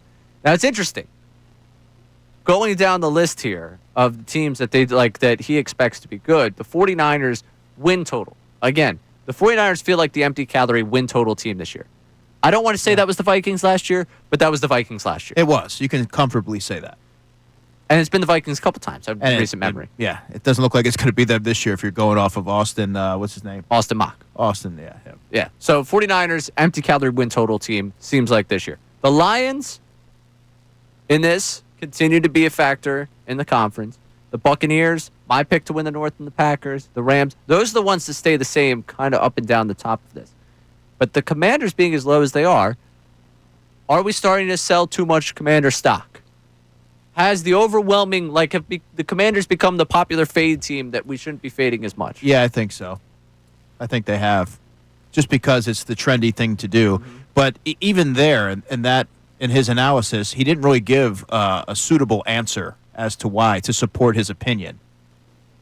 That's one-score games, older team. Yeah, but older team, you could make a case for them having veterans there who are, arming the team to be able to do that again. I get it. You can make an argument the other way for that, too. Dan Quinn has done a solid job as a coach. Look, I'm not saying that they're going to replicate that same success, but as a wild card team, yeah. He's got him to win the Super Bowl.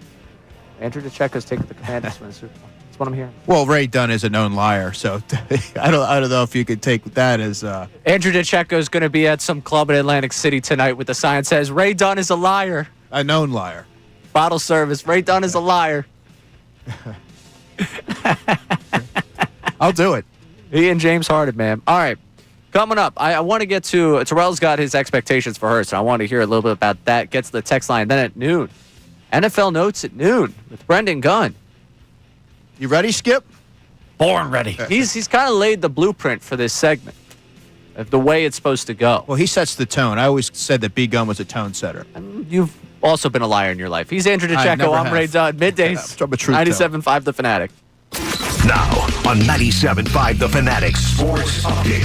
Final preseason game. I'm Brendan Gunn, the tone setter, here with your Fanatic Sports Update. Training camp came to an end for the Eagles with their last practice this past Wednesday. Now they'll suit up for one final preseason game tonight against the New York Jets. Kickoff for that game is tonight at 7:30. We're now less than 2 weeks away from Week 1 against the Dallas Cowboys on Thursday, September 4th. And one guy we're all excited to see in regular season action is new offensive coordinator Kevin Patulo. Nick Sirianni spoke prior to the final practice on Wednesday, and he said Patulo's ready for that new role. I think he's just so hungry for this job. As you would expect from Kevin, he puts everything he has into it. Always here, working hard to do what he can do for our offense, put them in positions to succeed. The Phillies are fresh off a series where they saw all 3 starting pitchers strike out double-digit batters, and the bats come alive for two 20-plus hit games. After a day off yesterday, they're set to begin a weekend series welcoming in the Washington Nationals. Taijuan Walker's on the mound. First pitch is tonight at 6:45. The Phils currently hold their largest lead in the NL East all season. They're 7 games up for first place over the New York Mets.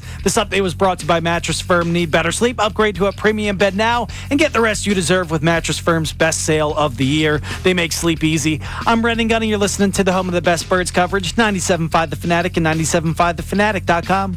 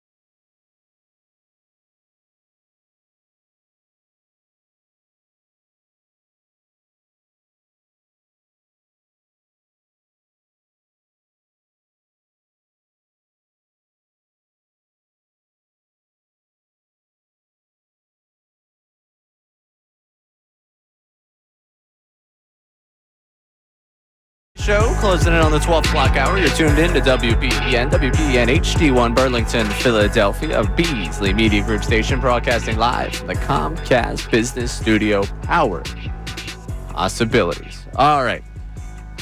Going to get to the NFL notes at noon in a moment. We did a little bold prediction on the Phillies and some things, if we want to step out on the ledge and wanted to really see what would happen with them, what would you say? And I'm seeing some people step out on a ledge here that I tried to step out on a few weeks ago, maybe a month ago at some point, and I got crushed for it. Probably over the 4th of July stretch here. Let's hear it. YouTube chat saying, Cowboys could be a double-digit win team. Now, with the Micah thing, I've walked off of that ledge because I'm like, this distraction is too strong. Part of what I thought was their defense would be better just for the pure fact they have one of the best defensive players in all football there, and they might not. Right. So, to me, I've walked off that. I got crushed for the notion. Did you really? Yes, that they could be better because Dak's going to be healthy and they're going to have Michael for a full season. I got crushed for that notion by these same YouTube people. Obviously, a lot's transpired since then, but I just see them as a dysfunctional team. Right. May get off to a sort of fast start, but eventually I don't think that they have enough to sustain that. Even on top of that, I see some of them saying that week 1 could be interesting. A point that I made because this change in the Eagles secondary and the fact that Dak is back and they have a solid passing attack for the Cowboys. Another thing I got crushed for in July. Maybe they're trolling you. I got crushed for in July, and now all of a sudden they're talking about, oh, wow. I always did think you looked like a young Jimmy Johnson. Ridiculous. He does have that. I want some comb over, consistency. Jimmy Johnson action. He got the nice little comb over, Jimmy Johnson. Yeah. Did you watch any of that, like the clips that are coming out from that? No. I was wondering if you were going for a Jimmy Johnson look. No, I'm good with that. Me and Brendan were wondering. I was. No. He played the That's drop. right. He's probably fired. I know Brendan Gunn. He's fired up on the Cowboys. You know him.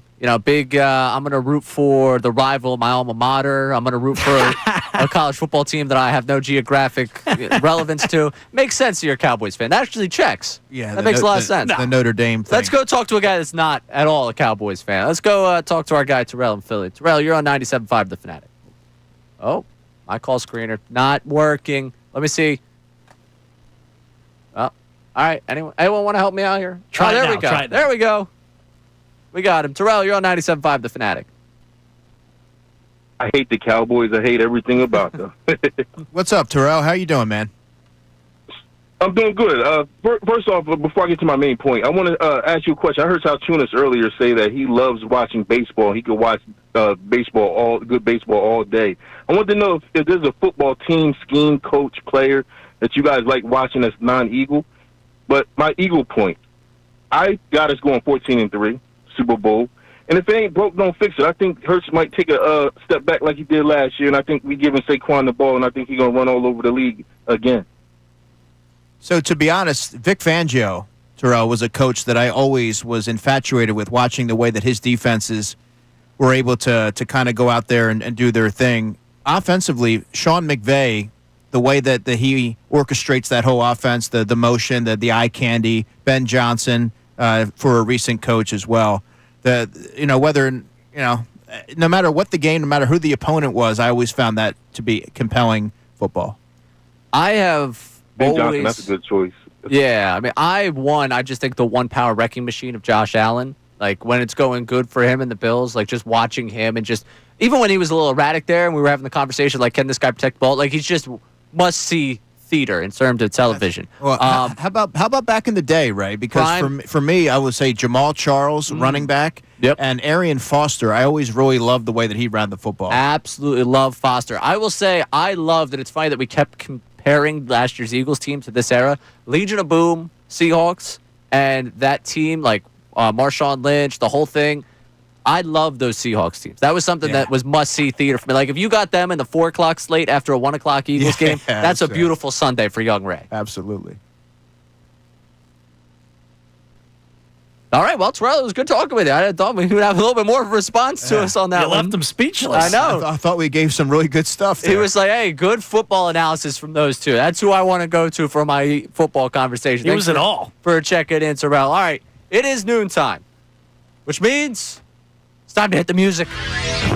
All All right, so it seems like this is a daily occurrence with the circus going down in Dallas with the Micah Parsons and Jerry Jones contract negotiations, and it took another turn last night. Firstly, Micah Parsons deletes every single Cowboys thing off his social media, and it was probably in response to this because Jerry Jones appeared on Michael Irving's podcast, What Could Go Wrong with that, and a lot did because he took a shot at the agent. When we wanted to send the details to the agent told us to stick it up our ass. Wait, now see, I was Just so you're clear. Wait. What do you mean? So wait. What do you mean? Because people on Mike and I talked, and then we were going to send it over to the agent. And we had our agreements on term, amount, guarantees, everything. We were going to send it over to the agent, and the agent said, don't bother because we've got all that to negotiate. Well, I'd already negotiated. I'd already moved off my mark over several areas. And so the issue, very frankly, is we've had the negotiation in my mind. And the agent's trying to get his nose in it right now and try to come in there and improve off the mark that we'd already set. It's the mama-daddy deal. You go into mama, and she won't do it. And she's the boss, so much. She won't do it. So you run into daddy. Daddy says do it. And then you go back in and say, Mama, daddy said it was all right. So mama-daddy deal. We've all been there and done that. Well, we've got this resolved in my mind for the Dallas Cowboys. And we've got it done. And if the agent wants to finish up the detail, which is should, and do all the paperwork, and he can do that. And we're ready to go. But as far as the amount of money, the years, the guarantees, all of that, we negotiate that. He can do the paperwork. What is he talking about? That's beyond comprehension. He is a really, really great way of just meandering to the point where you're like, what was the original point of this topic? Land the plane, Jerry. Yeah. Land the plane. I remember I once told a story on these airwaves, and someone told me to just get to the point. And that's what I feel like every time Jerry Jones speaks. Just get to the point. Are you going to do the deal or not do the deal? I don't care about you making this a folksy little, let's compare it to when you wanted to do something as a kid and you went in to go ask your mom said no, and then you went to your dad, then your dad said yes, then you took your dad's yes and went to your mom and then said to your mom, hey, dad said I could do it, why can't I do it? Can I go do it? I don't care, Jerry Jones, just tell me whether or not I'm going to see Micah Parsons week 1. Please. Yeah, spare me of the monologue. God.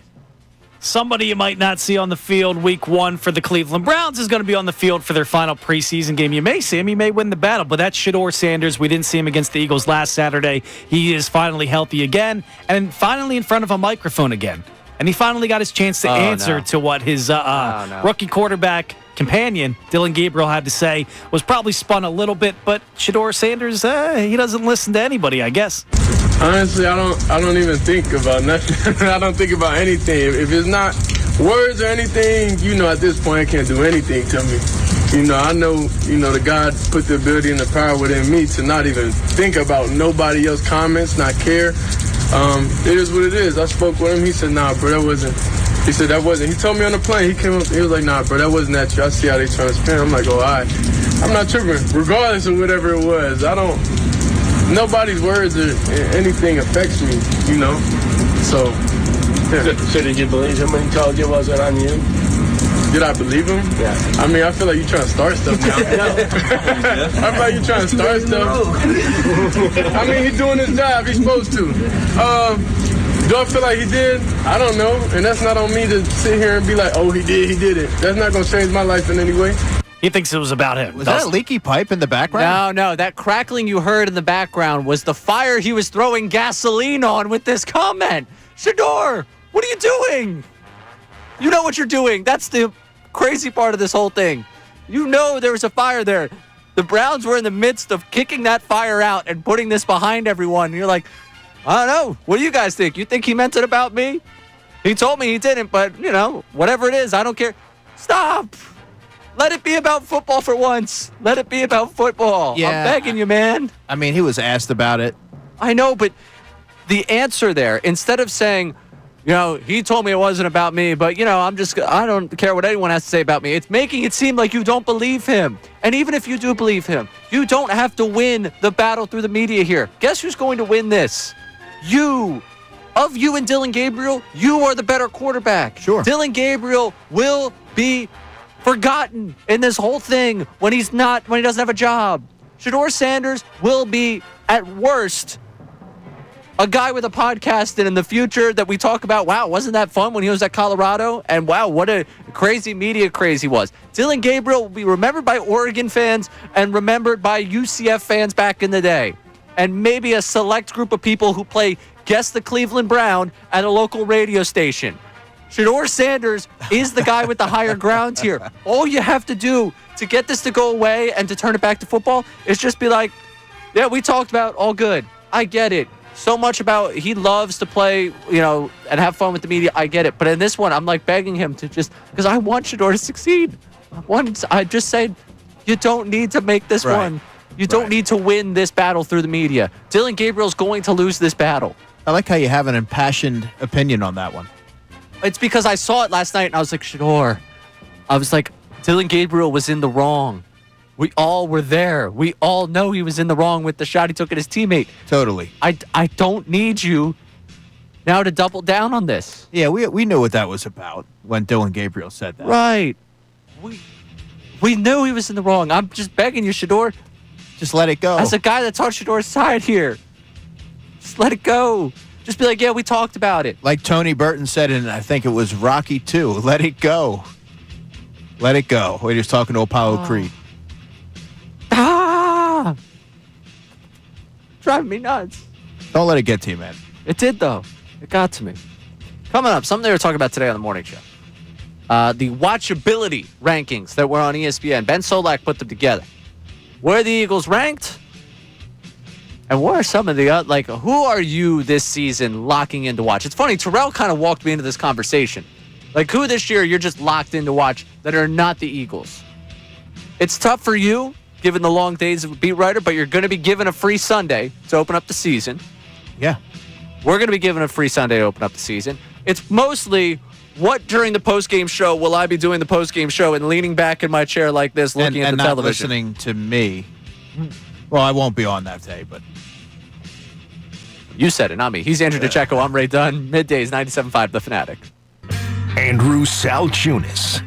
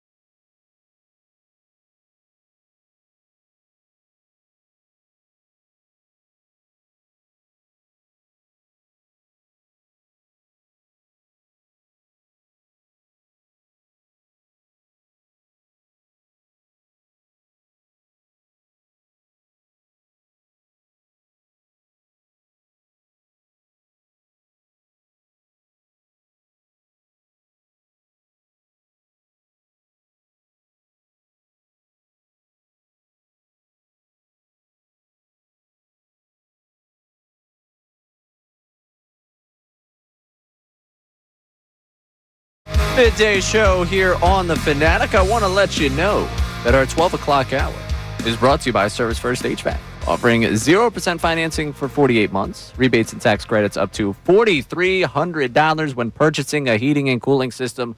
Learn more at servicefirsthvac.com. Brendan Gunn has decided to leave the program. Just there he is. Stand. He's, hey, buddy, DeCecco's the one that's got to be out of here at 1 o'clock. You've got all 4 hours here, all right? You can't just abandon your post. Need to get the station paid. Got to read these updates. Got to have them ready to go. Good call by you. We do have Andrew DeCecco here. I'm Ray Dunn. And, Andrew, we will get back to the text line because I hear there's a lot of football guy questions for you. And with preseason game number 3 coming up tonight, it is a night for people like you. Okay, this is... Again, you've covered 2 Super Bowls, so I called it your Super Bowl earlier. You do actually cover the Super Bowl. So, yeah, I have done that. But the Super Bowl is the Super Bowl. You know, everyone has their own personal Super Bowl. And this is, I feel like, your personal Super Bowl. The 18 practices this summer for training camp was my Super Bowl. I felt like that was the NFC Championship game. You know, that no, kind of led up to... I love training camp. So yeah. For me, that's my favorite part of the season. Okay, so the Super Bowl's over for you. I guess. Thanks for showing up, man. It's been a real pleasure. It's like NASCAR. They start with Daytona 500, then it's all downhill from there. Exactly. Yeah. Did you know that? No, I didn't. No. So that's enlightening. Appreciate you bringing NASCAR to the audience. There's one guy I know that listens to this show. We go fast and we go left. My producer at Temple for ESPN Plus games, Kevin Hessian, he's a massive NASCAR guy. Always says to me, he does the whole life. I'm trying to get into it more. Good for you. I think that I have the bandwidth for that. Yeah, I watched Talladega Nights the other night. That's about the extent to which I'm into horse F1. Horse racing, car racing. Watch F1. The movie is pretty good. Yeah, maybe. You know, there's a lot of movies I got to watch. F1 being at the top of my list. You have quite a few. Yeah. All right. So before we get to the text line here, the watchability rankings. I was enthralled by this. The idea of what's the most watchable team across the NFL. And the rankings, we will go from 10 to 1 because who do you think's 32? Let's just give me, who do you think is the 32nd most interesting team to watch?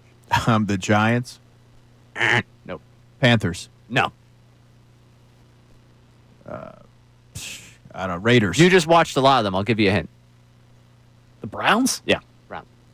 Yeah, they right up here for Ben Select. No, thank you. Well, actually, I'll watch the first Shedeur Sanders start in Week 12 just to enjoy the pageantry of it all. But see, that changes everything, though. If Shedor's out there, that's a watchable team. That's why I personally wouldn't put the Browns as the worst. Me neither. When Shedeur plays. Miles Garrett, you got the best defensive player in the league. I mean, Daniel Jones is still starting in the NFL. Any offense that he presides over, I think, would have to be towards that bottom tier. And that defense was top in the league, not last year, but the year before. All right, he was wrong. He's wrong. Call Ben Solak. I'm just saying, I don't automatically think of the Browns and put them there. All right, from 10 to 1, the Packers, the Raiders, the Jaguars, the Buccaneers, the Falcons, Eagles, Bengals, Lions, Ravens, Commanders. The Eagles come in at number 5. I'm curious for you, not so much your reaction to what he has to say. If you have a free Sunday, let's go Week 1, and you want to watch one football team that is not the Philadelphia Eagles, what one team are you putting on the priority list over everyone else? The Bills. The Bills? Or the Chiefs.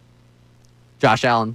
Yeah, Josh Allen's must-see TV, and his ability to kind of uplift that offense that has been devoid of certain playmakers, whether it was the backfield a couple of years ago, now they have James Cook, or wide receivers. I think what he's been able to do is always, pretty special to watch. And then Sean McDermott, he's a local guy. So, all right, you got the whole from here thing going.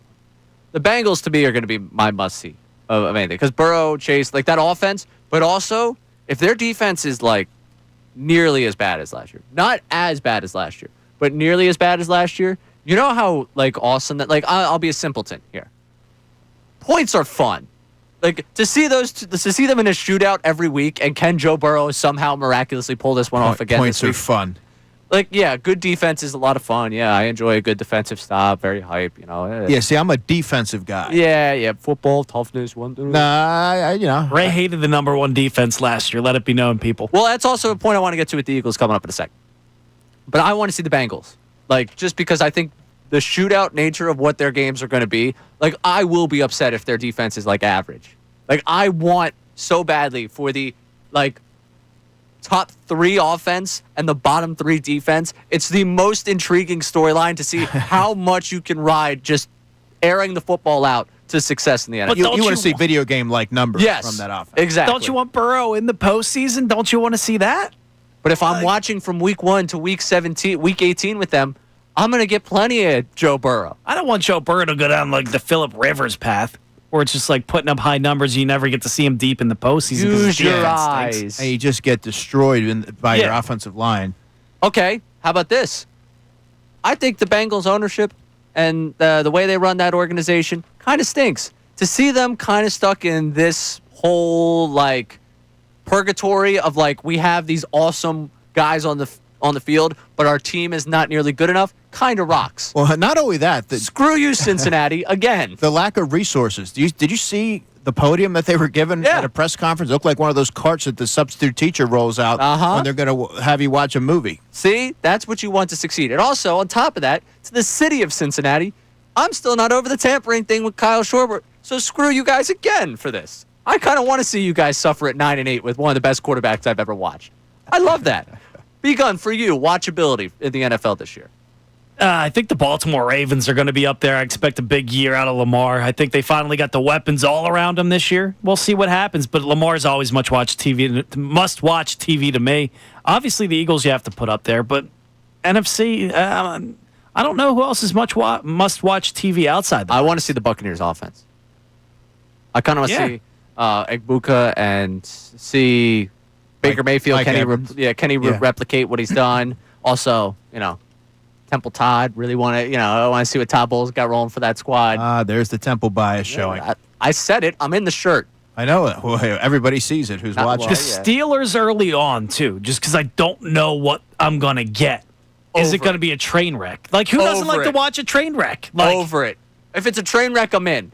If it's, mediocre, I'm out. Like, if they end up 10-7 again, it's a waste of my time. I need them to finally have a losing season. I want that Mike Tomlin stat to be Aaron Rodgers' fault. The Vikings will be a team that I want to see because I'm curious as to J.J. McCarthy and how he's going to maximize the weapons that he has. But they also added a lot of defensive guys that I like. Isaiah Rodgers.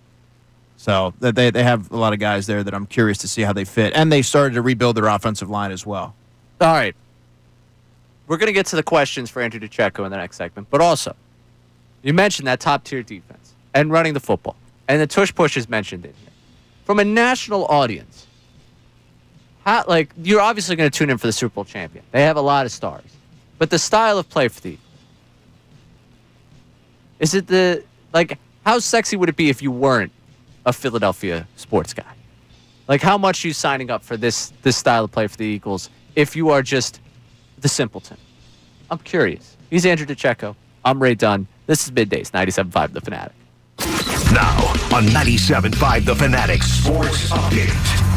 One last preseason game. I'm Brendan Gunn with your Fanatic Sports Update, and it's brought to you by Groundworks, your trained and certified experts for basement waterproofing and foundation repair since 1997. Book your free inspection at groundworks.com. Training camp came to an end for the Eagles with their last practice this past Wednesday. Now they'll suit up for one final preseason game tonight against the New York Jets. Kickoff is tonight at 7:30. One guy we all expect a big year out of is QB1 Jalen Hurts. Hurts spoke after the final practice the other day and said it's not always about him, it's about the team. You get out a sense of where you are. I think that's what put my focus on. Where are we going to be as a team? It's not about where am I, where is Jalen, where is he, when it's about where we are, because I can't go out there and do my job without everyone else. The Phillies are fresh off a series where they saw all three starting pitchers strike out double-digit batters and the bats come alive for two 20-plus hit games. After a day off yesterday, they're set to begin a weekend series welcoming in the Washington Nationals. Taijuan Walker's on the mound tonight. First pitch is at 6:45. The Phils currently hold their largest lead of the season for first place in the NL East. They're 7 games up over the New York Mets.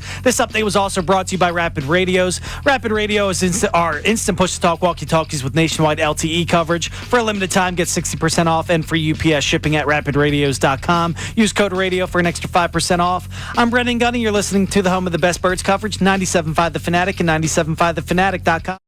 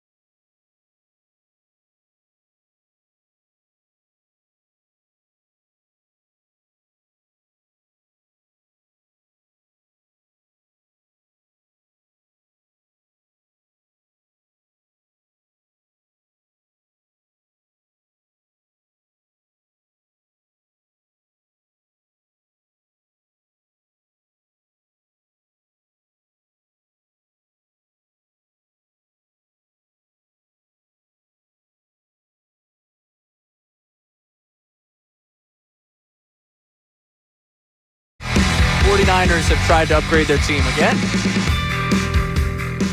Ryan Robinson out of the division. He's headed to San Francisco.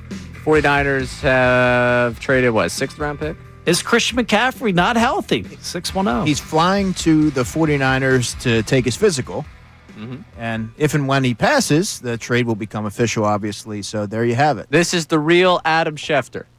It's not Adam Scheffler. Not Scotty Scheffler's brother, Adam, who's decided to go in on reporting fake news. Certainly not Tony Scheffler's cousin. No. You're not stupid. You're not. And that's why we're not giving you anything that's Nice. not real here. All right. I understand on the text line, which you get at 610-632-0975. We got a lot of people that just want to have their football fix. Andrew DeCecco's hanging out with that. We're running out of time with Andrew DeCecco. I mean, you got a half hour. A half hour. Well, less than that, really. No, we got a half hour. Listen. Oh, you're going to push that last segment to 57? No, I actually just want the theater of you walking out as Gun at 1 starts. I want you to walk out as he begins to talk. Just really make him feel the audience bad. know it has nothing to do with that. If I had it my way and time wasn't an issue, I'd be here to see the Gun on 1. He's lying to you. Everybody who knows me knows that B Gun is my guy. He's not lying. You know, this whole my guy thing is really starting to lose its luster. What? When everyone's your guy, who's everyone? Is anyone really who's your everyone? You can't just throw out generalities. Billy C's my guy. Brendan Gunn's my guy. Ray Dunn's my guy. Where have I said that? Ricky Bo's my guy. When have I said that? Oh, I'm not your guy? Well, yeah. Well, maybe you're not. That's a lie. Yeah, and you know that. That's a bold-faced lie. Sister, that's it. I'm a truth teller. You're a known liar. I'm challenging that. Nobody can believe anything that you say. I want you to go yesterday, the last 2 hours of the morning show. When they mentioned you were coming on with me, I know for sure you said that I was your guy. I don't think so. I think I probably said Ray Dunn. Yeah, I'm on with Ray. Nope. That guy. That guy. Nope. Lies. Absolute lies. Absolute lies. I'm going to go pull the post-game audio from last week. Oh, you know you're my guy. Of course I'm going to come on with you. I don't think I would. He's talking to Kev. Yeah, I was talking to Kevin. All right. So there we go. Another guy that's your guy. Well, Tim McManus, your guy. He is. Yeah, that's what I'm saying. There's a lot of your guys here. All right. I feel like we're getting some guys. Yeah, you're allowed to have. Look, my circle is small, but you're seeing those who I'm just getting a little jealous here. I'm getting a little jealous. You keep throwing around the your guy thing. I was like, I thought I was a part of an elite club. I think I only have Not like my 10. guy, pal. Yeah. I think I only have like 10. I thought this was like You're not my buddy, partner. I thought this was like, Mike Trout's new golf course, where like, there's only a set number of members here. It just feels like I'm a part of like the public course here. That's all I'm saying. You're a member, but you're quickly starting to make a case for why I should reconsider. All right. Well, we got a half hour left, now 31 minutes. Let's get to the text line here. We got Brian checking in saying, AD, hearing that the D-line has been monstrous all camp, does that say more about the offensive line concerns or just how good this D-line has been? It's a little bit of both because Moro Ojomo, the third-year defensive tackle, was giving not only Tyler Steen fits for much of camp, but also Landon Dickerson at times. So I think a lot of folks wanted to put the spotlight on Tyler Steen and what that maybe meant about him. No, Tyler Steen had a good training camp. Landon Dickerson, when he was healthy, had a good training camp. Moro Ojomo, Jalen Carter, Jordan Davis had some nice moments. Gabe Hall had some nice moments. And there are also players like Brett Toth that were put in there at different points. And so I don't know if you could necessarily look at it and say it's the offensive line should be a concern. I don't believe that at all. I think the defensive line was just wreaking havoc every single day. Also got somebody checking in, Devin in Glassboro, and these are his words. With Keeler Ringo's size, and skill set, do you think they could try him at safety if it doesn't work out at cornerback? Yeah, I've been asked this 2 or 3 times since the perceived demotion, and the Eagles have never really experimented with that. They've invested 2 summers and some change in developing the traits of Keeler Ringo as a cornerback. I don't foresee it. I think they still view him as a corner until proven otherwise. He's never taken a single snap there. But it's something interesting because his body type and the way that he plays and his limitations, I guess, in transition suggest that he would be a good safety. But to this point, they've never really experimented with it, so I'm not expecting that now. All right, we got Ed and Delco checking in. Week 1 projections for who's going to start at free safety and cornerback, and then flip that, Week 8, who's going to be those starters? Week 1, looking at it right now, I'm forecasting Drew Makuba opposite Reed Blankenship at safety, and Week 1, Adoree Jackson at corner opposite Quinyon Mitchell. Now, Week 8, Jacorian Bennett at corner, and I would also say Drew Makuba would remain there at safety. It's fair. We got one more for you right now. What's the deal with the Eagles not sharing the details of Nick Sirianni's extension? Does that say anything or no from Brady in Norristown? No, I don't think it does. Not everything needs to be public, and that's something that was obviously made private. I don't know that you can read into it one way or the other. It's just not something that they wanted to disclose, and that could have been, based on their decision, or it could have been Sirianni's decision. You don't know, but he's here. He's here, and the team believes in him, and that's really all that matters. So, you say not everything has to be something, and I agree, not everything has to be something. It's just crazy to me we haven't gotten that, right? It's not crazy to me. I mean, I just feel like a lot of that's public. I couldn't care less, for one. Yeah, but, he's the coach. But, you don't have to disclose everything. Not everything needs to be public. Not everybody I'm just saying, think about the number of contracts in sports that we don't have numbers on. Do you know what Ben Johnson got? Do I? I don't know.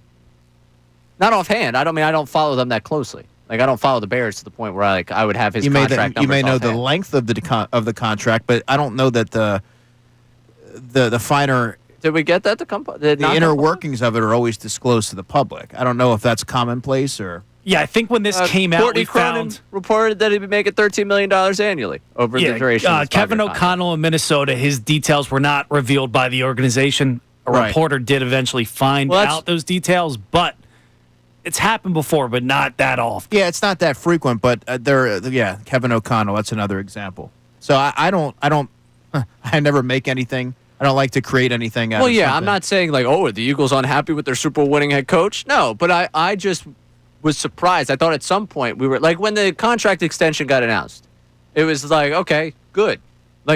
I was one that was here that was saying that, hey, if he won you a Super Bowl, went to another Super Bowl, and you're extending him, I would extend him an extra 4 years on that because that gives him this year and the extra 4, which is 5, which matches what you gave him originally. And that's at least, and then you give him the pay raise, and I feel like that was at least. We never got those. I always felt like we were going to get another shoe drop of this is what that contract extension was. Sure. When we never got that, almost to me it was okay, how can basically gauging what they think of the long-term plans here. What does long-term look like? And he's part of the long-term plans. He just won a Super Bowl. But it was odd to me we never got that. It was. I was just waiting for it. I wanted to know because I wanted to compare him to what is he making compared to a Reed or a Peyton. Yeah, I mean, you could surmise a lot of things based off of that. And I've heard a lot of different opinions on it. But, yeah, I mean, he just won a Super Bowl. He's established an impeccable culture there with Philadelphia. I mean, the team's thrilled with him. They keep developing talent. There's no reason for me at least, based off the information that we have, to kind of poke holes in that and expect anything otherwise. It's just something I was curious about. Also, he's got, if Patulo doesn't work out, Steichen, you mentioned that Colts team, I'm sure he'll be available, so we could debate that next year. Yeah. Stefanski and him seem close. If that doesn't work out with the Browns, he's fine. We got plenty. I am looking around, at the NFL, with the number of friends and allies. Turning on you. The number of allies that he's making, it's crazy, but I do see, even if Patulo works out, the number, they have such a good culture with assistant coaches, and it seems I know Christian Parker, someone that you've talked to playing. I think he'll end up a defensive coordinator. Oh yeah, very soon. That's on the defensive side of things, but on the offensive side of things, their analysts or the passing game coordinator. He talks a lot about Parks Frazier, the passing game coordinator. He brings him up unprompted a lot. The way that it almost seems like if you work in the Eagles organization, you're going to go find yourself another job. If Stefanski and things don't work out in Cleveland, I could see him a part of the Eagles staff at some point doing something. Steichen, things don't work out there. I could see him coming back and be a part. Not as his coaching tree is growing. Not Steichen as much though, because I do think it would be a weird dynamic for an offensive coordinator to have that offensive coordinator in the building. I always thought that would be a weird kind of back and forth. Yeah, probably yes. But just something in my brain. It's I see him and Stefanski. Him calling the ice and the kicker before the half. It's okay, your buddy's on the other side of the field. You're not doing that if the guy on the other side doesn't at least appreciate you. That's just something I've noticed. He's picking up a lot of NFL allies. Yeah, but that just goes to show you that he has a likable personality despite the contrary beliefs of him rubbing a lot of coaches and a lot of his contemporaries the wrong way. I think he's widely respected amongst his peers. You think Daboll likes him? Probably not. No. He might be one of the coaches that that a lot of folks have referenced. I just think about him mugging the camera back in 22. That was funny. I mean, I got the Giants family. I got like the side of the family that's Giants fans. Somebody who probably hated that, Kevin Cooney. Oh, he did. No, I remember doing shows with him at the time. He hated it. Yeah, he for sure hated it. Kevin, I think, was hanging out in the YouTube chat. I think he's got a little lunch break going on right now. Nice. What up, Kev? Hi, Kevin. All right. I just want to get to the level of sicko that we have in Philadelphia. You're about to go take that trek up to MetLife. Yeah, I'm psyched, man. You're right, and you're a I'm sicko. Serious. I know. I believe you. You are psyched. Every day is another opportunity. That's right. You are psyched. I want to know the level of sicko that has said, you know what, with my Friday night, one of my final weekends of summer, I'm going to MetLife. I want to know how many Eagles fans we think are actually making this trek up there tonight for preseason game number 3 at MetLife Stadium. He's Andrew DeCecco. I'm Ray Dunn. This is Middays, 97.5 The Fanatic. Ricky Bo, Bill Colarulo.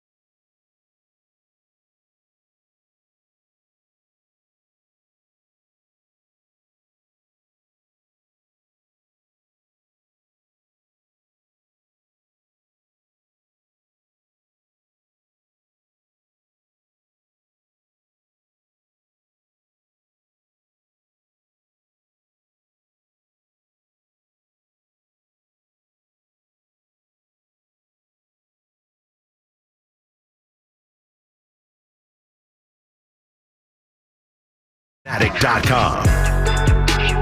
You enjoying that Wawa over there? Yeah, it's good. Yeah. Shout out to Mike Vito, my guy.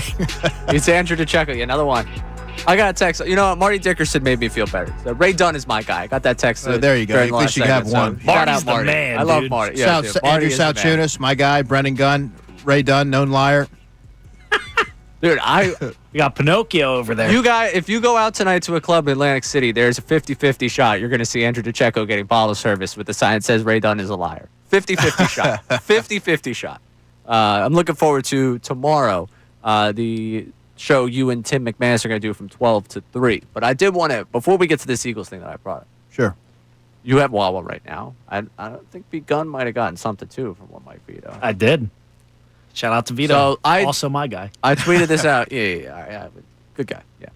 I tweeted this out last night that I tried to, on Monday, I promised myself that I was going to be better about my freelance broadcast season eating habits because obviously 365 days a year, this is a job that I do full year round and Monday through Friday, 10 to 2. I've been doing it now for almost 2 years, hanging out on this same program. So I have a general schedule here, but then when the freelance broadcast schedule picks up for me at night, my eating schedule gets thrown off. And a lot of times I find myself doing the takeout, the fast food, those types of things. And I was like, I'm going to be better about it.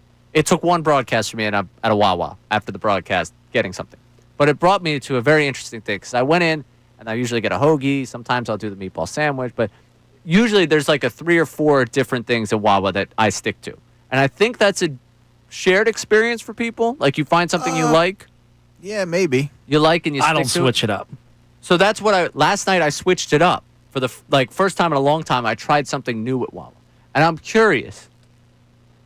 When was the last time you tried something new from Wawa? Normally, when I go it's in the morning. So you got the hash browns, you got the Uncrustable. I grab a Gatorade. I prefer Arctic Blitz, and then after that, nothing too crazy. But you have a regular order. Yeah. Like it's a place that I feel like you go to, and once you get set in a routine, you never change it. So when was the last time you tried something new? Last summer I switched it up, but I knew it was going to be good because it was a thing for my second favorite city, Buffalo. Instead of the hoagie, I got the wrap. I had a pizza from there 2 years ago when they rolled it out. That was the first time you switched it up? Yeah, I'm a creature of habit. Right. You'll learn that about me. I think Wawa is Once you're his guy, you'll know that. Wawa Yeah, if is you were my friend, you would know a place of habit, though. It's a place of habit. Like, I feel like people go there to get the same thing over and over and again. Once you find something there that you really like, I feel like people don't switch it up, which is why last night it occurred to me as I'm eating this wrap. Like, this is the first time I've had wrap. It's pretty good. And I was like, oh, wow. It's like, I couldn't tell you the last time I actually went out on a limb and tried something new here. This is new for me. I'm curious for people, like, I would venture to say that if, like, you polled our audience, 85% would say they haven't tried anything new in the last 6 months. But will that compel you now to try other things that are new? I don't know. Because you had such a riveting experience. I'm more compelled now to keep eating the same thing that I had last night that was good.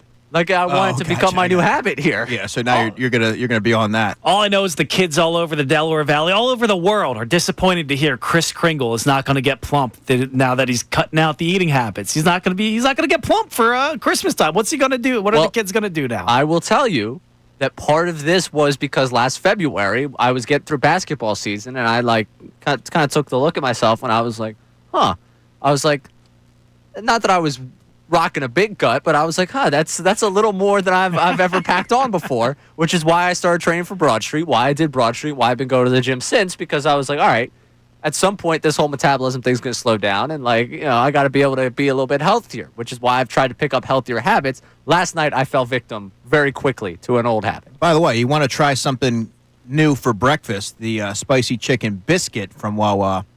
That might be in your wheelhouse. Have you tried it? I have. It's good. So you've seen this. Usually, I don't think you'd fit into my 85%. But it breaks apart and everything, and I don't like that. It makes me mad. Got it. The biscuit. It upsets me. Yeah, the biscuit breaks. I don't want to touch just the chicken. You don't want to be around Angry Andrew. That's not good. Yeah, no. It just ask Colarulo and Ricky. So I'm curious for people. When was the last time you tried something new from Wawa? Because I feel like it's a place of habit. It felt like almost a just wild experience for me to be like, you know what? I'm going off my usual menu here, and it worked for me. It was great. Yeah, I'm just frankly uncomfortable trying something new from Wawa. But the pizza, yeah, that was about a couple years ago, and let's just say that might be the reason why I don't. Okay. All right. Well, I enjoy Wawa. I'm a big fan of the old Wawa place. So thank you. So am I. But you asked. I was just asking when you tried something new. I wasn't asking for a review on anything. Well, listen. Everything that I do is comprehensive analysis. All right. Let's get some more comprehensive analysis from him. Let's go back to the text line. The question for Pacheco here. All right, let me get it up for you guys. Pause on that one as well. Question for Andrew. How many rookies are going to be on the opening day roster? Oh, boy. Let's see. He's this guy over here.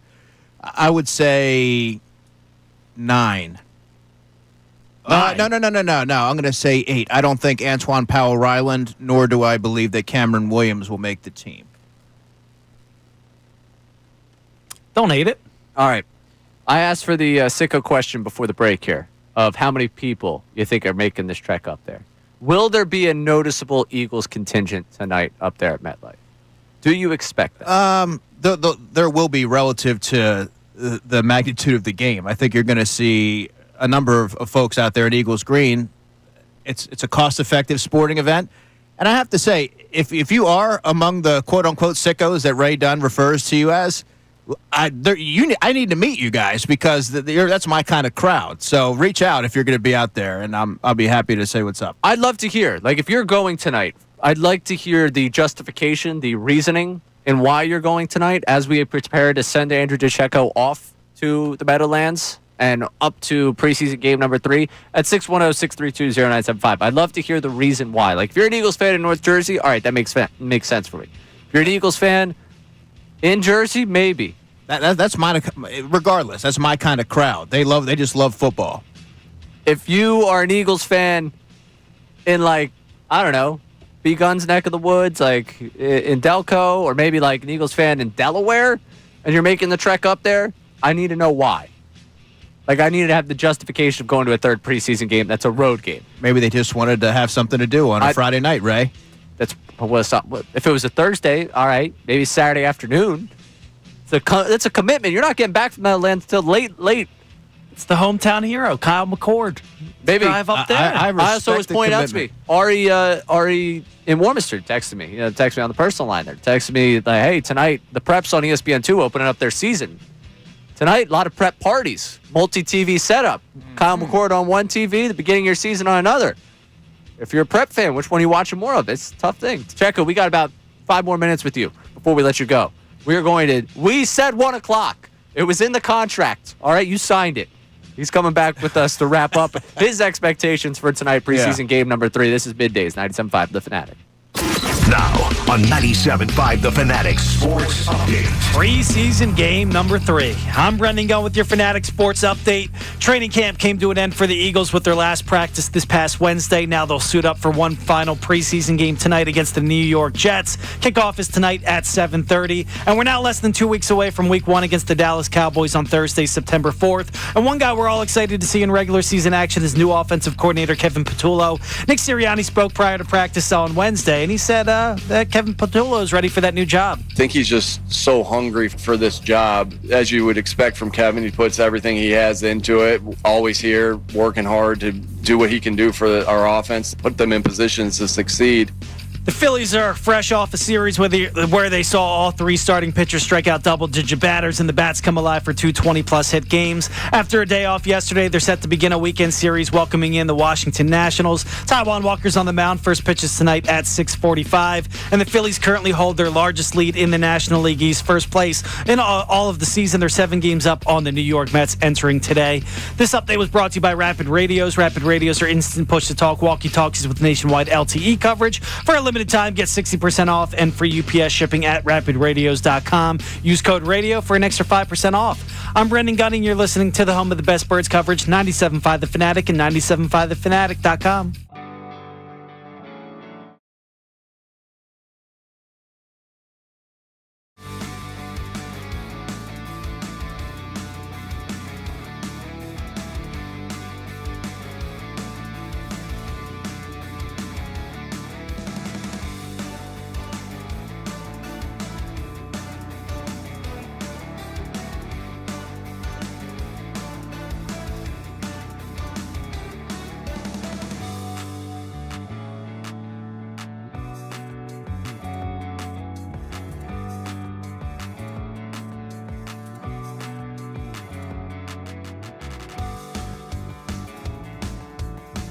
I want to start with the biggest positive development, biggest surprise. Because I guess surprise can also go negative, but I have disappointment coming up. So your biggest surprise in a positive light. I have a few. All right. Hit me with 2 of them. Positive surprise, Darius Cooper, the rookie wide receiver out of Tarleton State. He was sort of buried and an afterthought when the Eagles announced their undrafted rookie free agent class. Every single day he made a play, and the moment was never too big for him. He definitely proved that he belonged, and it wasn't just the splash plays. He was consistent. And for an undrafted rookie, you see those every year. Every team has them. He can play, and I do believe that he's going to make this roster. He's going to make the 53. If you had to look at that wide receiver room right now, who's in the 53? I would say, obviously, AJ, Devontae, Jahan, John Mechie. We'll have to wait and see about Johnny Wilson, so I'm going to take him out of this equation for now. Anais Smith being the punt returner, and Darius Cooper, he's just shown too much. And if you already have the mindset that Jahan Dotson won't be an Eagle or potentially won't be an Eagle next year, well, Darius Cooper gives you some cost-effective depth that you can kind of develop this year.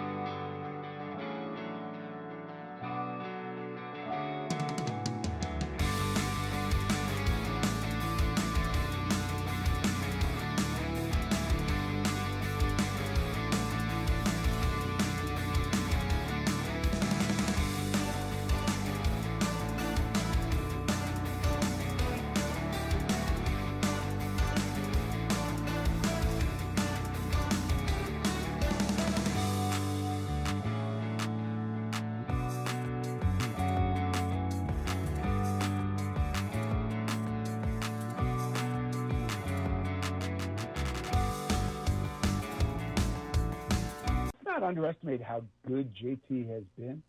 Since June 9th, you know he has the best batting average of any player in the National League? Any of them. The thing I've noticed is these pitchers, Zach Wheeler in particular, they go out of their way to talk about how important he is, how valuable he is. Why is that? They're trying to send a message that they need him back. You know, he's going to say, why should I take a pay cut? I think it's safe to say Kyle Schwarber's contract needle isn't pointing down. You know, so this is going to be a lot more expensive to keep them both. The one thing about JT is he'll be 35 next opening day. You know how many catchers in this century have started 125 games in the season at age 35 or older? It's one. Jorge Posada. Wow. Started 127. That was 15 years ago. Again, I think that points to a shorter deal for JT, but even if it's short, he's going to want to get paid. Are the Phillies going to be able to afford, say, $45 million to re-sign JT and Kyle Schwarber per year? I mean, they're going to free up some money with Rangers. Andrew DeCecco hanging out with us. You know what he did, B-Gun? He's pushing it to 1 o'clock so that it makes it look like I'm walking out on your segment. I know. He's trying to make me look bad. Not what I'm doing at all. Let the audience know I would never do that. Not what I'm doing at all. Could not be me. Me causing workplace drama? You pasty-faced opportunist. Watch it over there. Look at B-Gun over there. Yeah, he hears someone else be called pasty face and he gets all excited. Yeah, that has something to it. It's like, look at that pasty face idiot. Yeah, I mean, the thing is, it's summer, so you are just bright red because you don't believe in sunscreen. It's smart. It's not. It's very much not. Which, by the way, we've had people remark on the fact this is now day 3 of Brendan Gutt's hat strike. He has been on strike from wearing hats, which he's done for his entire Fanatic tenure. And he now is out on the hat. Oh, he's the real Slim Shady. I'm coming back with the hat. Because not Are you? immediately jumps Yes, up. when I'm not sick. Okay. He's not going to tell you when. I was just curious when the next time on the midday show he's going to be rocking a hat. But hey, we got Gun at 1 coming up in a couple of minutes here. Well, we have a few more minutes left here of Andrew DeCecco. And I just want to revisit what you're looking for tonight for the Birds. Quarterback Kyle McCord. This is a battle for that third quarterback spot that neither he nor Dorian Thompson-Robinson have done a ton this summer to really cement their status. Kyle McCord obviously has deference, you would think, because he's newly drafted, but I need to see more consistency from him. Tight end E.J. Jenkins, I'll be keeping an eye on him. He'll be battling with Kylan Granson at that third tight end spot. And then defensive tackle Byron Young. I want to see if he's going to force the Eagles' hand to keep 6. They invested a year of developing him. He was a former third-round pick of the Raiders, and he seems to be a player that Vic Fangio has taken a liking to. All right. Also, John Mechie. John Mechie the third. It's not fair to evaluate him based off of the surrounding talent that he has tonight, but I just want to see him out there, catch a pass or two, and just see him get in the flow of things. All right, I'm sorry, I'm a little distracted. You two back there, a wonderful job at getting some commercial content for the people, but the people are freaking out that they don't have audio right now. Oh, we can get that fixed in the back to get us back. Did they not hear the the pasty face? They apparently heard. No, they hear that for sure. No, that might have been actually helpful. All right, let's rewind it. Call him a pasty face. Yeah, let's try this again. Let's go back to the text line here for a little bit on what we've got. The Hurts conversation. If there's anyone left that wants to get questions into DeCecco, I want to make sure that those people get their DeCecco questions in because we have only 2 minutes left with our guy. All right, we got some people on that Hurts conversation. It says, I totally agree. Where I want to see Hurts is taking the next step. He has to be decisive with the football in the short and intermediate passing game. We all know he has a great deep ball. I want to see him make audibles at the line by reading the defense and react quickly. I'll take it a step further. I can see him throwing for 4,000 yards. Ooh, all right. I like that. There you go. 3,700 is still my line here. That's where I'm setting it. That's where I think it is. I'm shocked that his line on FanDuel is 30. I guess I'm not shocked because he didn't throw for it last year, but 3,175 and a half. Yeah, that's really low. That is low. That's one of those that almost feels like sneak. Like I feel like I'd be stealing money, but if I feel like I'm stealing money, I understand why all those buildings are beautiful in Vegas. Like, yeah, they're if you expecting feel like another you're big stealing season money of Saquon and the backfield committee with Will Shipley and A.J. Dillon and Jalen. Mm-hmm. Or they expect maybe Jalen to play like 13 games. I don't know how you can, But you build that into the over-under line, I think. Yeah, but I don't know how you can forecast injuries into your prediction. That seems a little flawed to me, but what do I know? Maybe. I don't know. Listen, these are the people that make the lines here. I'm only a dumb guy that bets it. Yeah, well, I'm telling you that I think it's flawed logic. How about that, All Raymond? right, Andrew, this has been a pleasure. I really enjoyed getting to hang out with you the last 2 days here Likewise, on the air. my friend. Get up there safe to MetLife. We're going to look forward to tomorrow, Atlantic City. You're going to be at Caesars with Tim McManus, breaking down everything Birds, a little Birds roundtable. You guys are going to hide each other's 53-man rosters from one another, or do you have to have that submitted by tomorrow morning? I think that'll be tomorrow morning. Okay, by like great. 9 Then a.m. you guys or can something. share your 53-man rosters with one another. I can guarantee you tonight, while I'm doing postgame, when I get to talk to you again, I will have my 53-man roster set. Yeah, make sure you tell me. We have time. We will have time. You'll keep me awake on my drive down the AC Expressway. But get the hell out of here. You got things to do. All right? So thank you, my man. Look forward to your coverage tonight. Andrew DeCecco, check him out on the old Bird app, on Inside the Birds, on Birds Insider here. Pretty much anything that has to do with birds, check out the guy, Andrew DeCecco. We appreciate him hanging out with us. You are tuned in to WPEN HD1 of Burlington, Philadelphia, Beasley Media Group Station, broadcasting live from the Comcast Business Studios, powering possibilities. And one thing you noticed there, Andrew DeCecco did not at all fight to stick around for a Brendan Gunn segment. Not in the slightest. Making him look bad. He had no interest. He was like, I've heard enough of Gunn at one. The people are starting to turn on it. For a while, it was a craze. Now, people are crazed by it. But we are going to give him another run of it. It is 1 o'clock, which means it's time for the Gunn at one. Ray, they have taken my pastime. They have taken something I hold dear and ripped it right off of me. And for some people, that's not just a figure of speech. That is literal. The amount of people in Delaware County, the amount of people in Northeast Philly that wake up today with a piece of history now tattooed on their calf that they'll never see again is astronomical. And it's nonsense. The Notre Dame Fighting Irish have decided they're going to change their logo after, 60-plus years from the classic leprechaun ready to fight. And they come in with some new age hunk of crap with the football in his arms. What are we doing? Why does every single new college team, why does every single team have to say, oh, we got to get the cool logos? And I was born and bred in the era of Oregon. I loved when they changed their uniforms on a weekly basis, helmets, all that. But it's gone too far. It's hit a place where I call home. And I hate Penn State. With all of my soul. I hate them. They stink. How did that orange ball lost taste? Hope it still hurts. We'll see you again this year probably because you got a good squad.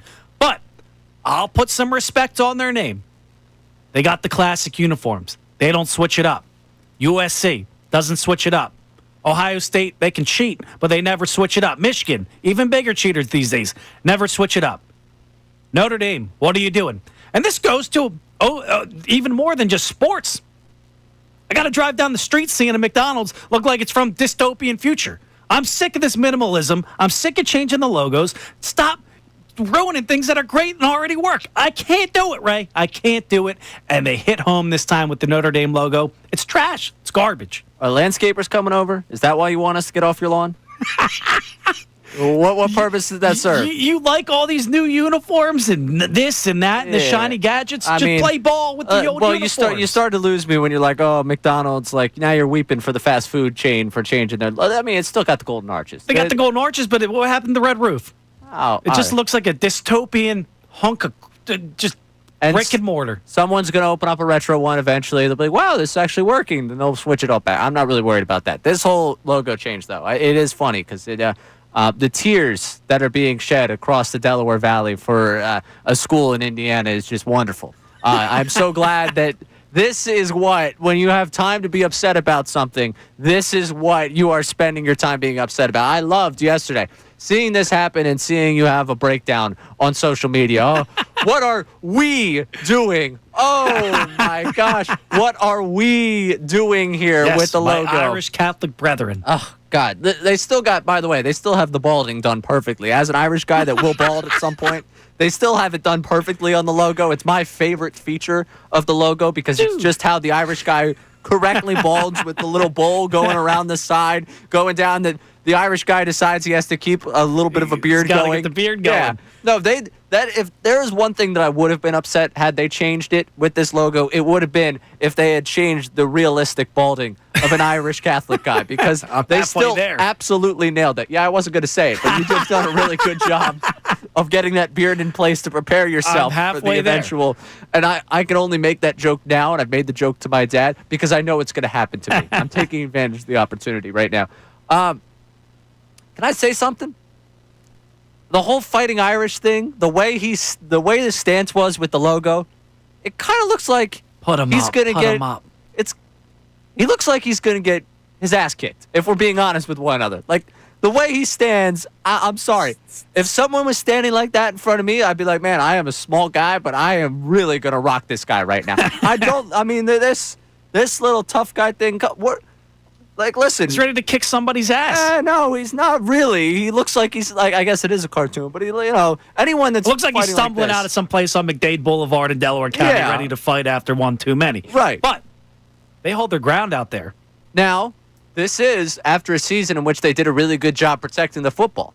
I think this is solid. This is just you promoting the fact ball security is important to your team.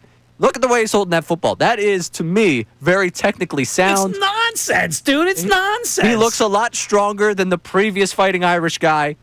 I don't hate it. You don't mess with history. It's nonsense, and not in some crazy lunatic way. I'm not talking about that. I'm talking about logos. You don't mess with history. That's terrible. It looks like a TikTok. Okay.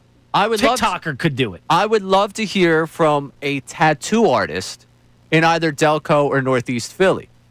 Are we going to have deals and specials run on the fact that all of you that are Notre Dame fans that can't point out South Bend on the map are now going to have to get it adjusted? Because I would like to know if there's going to be like a 2-for-1 special. Like, hey, I came in, I got this Notre Dame logo on my calf. Now they changed the logo. Are we going to get a 2-for-1 special because you're going to have to adjust a lot of tattoos? I'm curious. 610-632-0975. I'd love to hear from a tattoo shop if you are going to offer adjustments to the tattoos you've already given for the Notre Dame fans. And are you now going to get this one tattooed? No, I will not. My mom would never talk to me again. But that's neither here nor there. I will say this.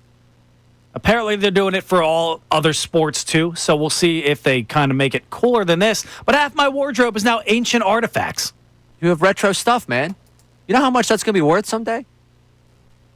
Probably not much. Yeah, I guess, Oh, well. Well, maybe next they'll join a conference, and we'll really have some fun with this. Hell to the no. Throw away all of it. Let's move on with it. All right, I knew you were going to go down that path. The morning show got into something, and I'm going to bring this up while I know. Hello, morning show. Hi, John. Hi, Andrew. Hi, everyone at Maxie's. They're right now down at Temple Fest because I want to hear them. They have mentioned a few times that we've taken the content and disagreed. There's something I absolutely agree with them. They talked about today, and I know they got a lot of engagement on. I'm a coward if they're a coward because they could not be more lockstep on something that they are absolutely right about. And any of you tough guys out there that feel differently, you are wrong. I will explain that coming up. We'll get back to our Hurts topic to open up the show. And if you see them there at Maxie's, get a highlight for me. I'm jealous of the fact they're hanging out at Temple right now. He's Brendan Gunn. I'm Ray Dunn. This is the Midday Show, 97.5 The Fanatic. Philadelphia Union Soccer.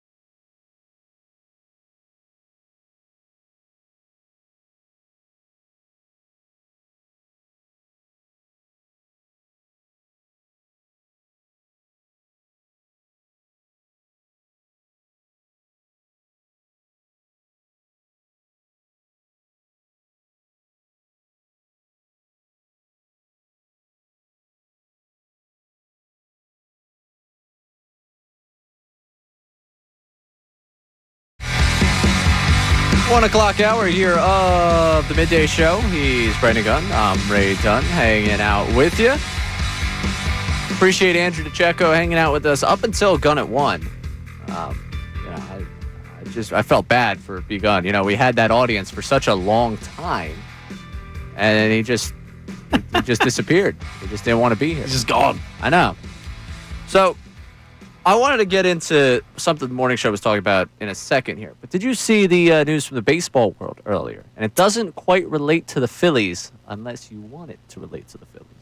The Orioles and who they signed? Yes. Yep. Samuel Basallo signs with them, 8 years, $67 million. The guy's 21 years old. A person born in 2004 baby has just signed an 8-year, $67 million contract. He's 21. He turned 21 9 days ago and made his debut earlier this week. Basallo gets the 8-year, $67 million contract. The catcher, Samuel Basallo. Now, windy fingers on the whole thing. You just locked up a catcher. And you have this guy, Adley Rutschman, who, what's he again? A catcher? For now.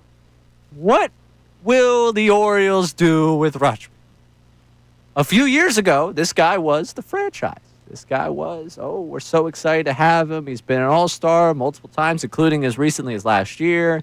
He was second in Rookie of the Year voting back in 2022. The OPS his first 2 years was over 800. Not such a great season last year offensively. That's gone further down this season. But what will happen with Adley Rutschman? Now, I believe we all think that the Phillies should re-sign JT at this point. He's had a very productive offensive season. And when you look at the differences, he might be 8 years older than Rutschman. But what he's done this season offensively versus what Rutschman's doing, you got to go to the side of JT. Something I don't know if people would have said 2 years ago about Rutschman. Rutschman, not a bad defensive catcher. But could this be a potential break glass in case of emergency, a potential hatch for the Phillies to go if something were to go awry with the JT discussion? Don't hate it. I don't love it as much as I would have loved it earlier this season. Maybe even last season we were talking about succession plans of could things work out with Rutschman? But it's just something I have my eye on. A little side eye, the whole thing. We're talking about assessing catching options. I'm going down the JT route to start. But then again, 35-year-old catching more games than anyone else. Is this a world where you go? And honestly, it kind of depends what you end up doing with Schwarber as well. Because then you start looking at different ways you could maneuver the whole thing. I'm just, something to monitor. Something to monitor. I don't necessarily think it's going to happen. I think right now he's more of name than game when it comes to what you want. But it's something I'm looking at. Sayo gets the 8-year, $67 million contract. Good for him. What does it mean for us? And the windy fingers are up. What is going on in Baltimore, and what might change going on in Baltimore? Now, to get to this conversation that the morning show had, they had it earlier in the week, actually. I put it down. I got my random fun stuff on the front of our show sheet that I just liked. And I jotted it down that day, and I was like, call me a coward. Because they were called cowards for their take on Micah Parsons. Because both Andrew and John would not want to see Micah Parsons week 1 with the Cowboys, which as an Eagles fan feels like a very obvious take. Feels like very simple. The Eagles already defensively are going to be putting out a new secondary against Dak Prescott, Pickens, Lamb, Ferguson. Something that I'm going to probably sweat about a little bit. You're going to hear me sweat about a little bit over the next 2 weeks leading up to that game. If Micah Parsons is not on defense for that team, that makes things a whole heck of a lot easier. Ask anyone on the Eagles offense, truthfully. Not with a camera in the face, we'll just play whoever's in front of us. Doesn't matter to us. Yeah, we're getting ready for the Cowboys. Truthfully, no one wants to see the guy either. That should be the easiest viewpoint in the world. They were called cowards for not wanting Micah Parsons out there on the field. And I'm sitting here saying, if they're cowards, you're an idiot. I'm sorry. There's no other way to look at that than you are ridiculous if you want to see the other team. This isn't even an injury. This is pure stupidity by the Cowboys. You should be rooting for your division rival to be a moron. You know? Like, I understand. As Philadelphia sports fans, Bill Colarillo wants you to know that you're not stupid. But the person that called them cowards is absolutely stupid on this one. I don't want Micah Parsons on the field. And especially if we're not talking injury and we're talking about it's his own disagreement with the Cowboys, sign me up for a week 1 where I don't have to see Micah Parsons. Makes it a whole heck of a lot easier for us. Now, disclaimer here.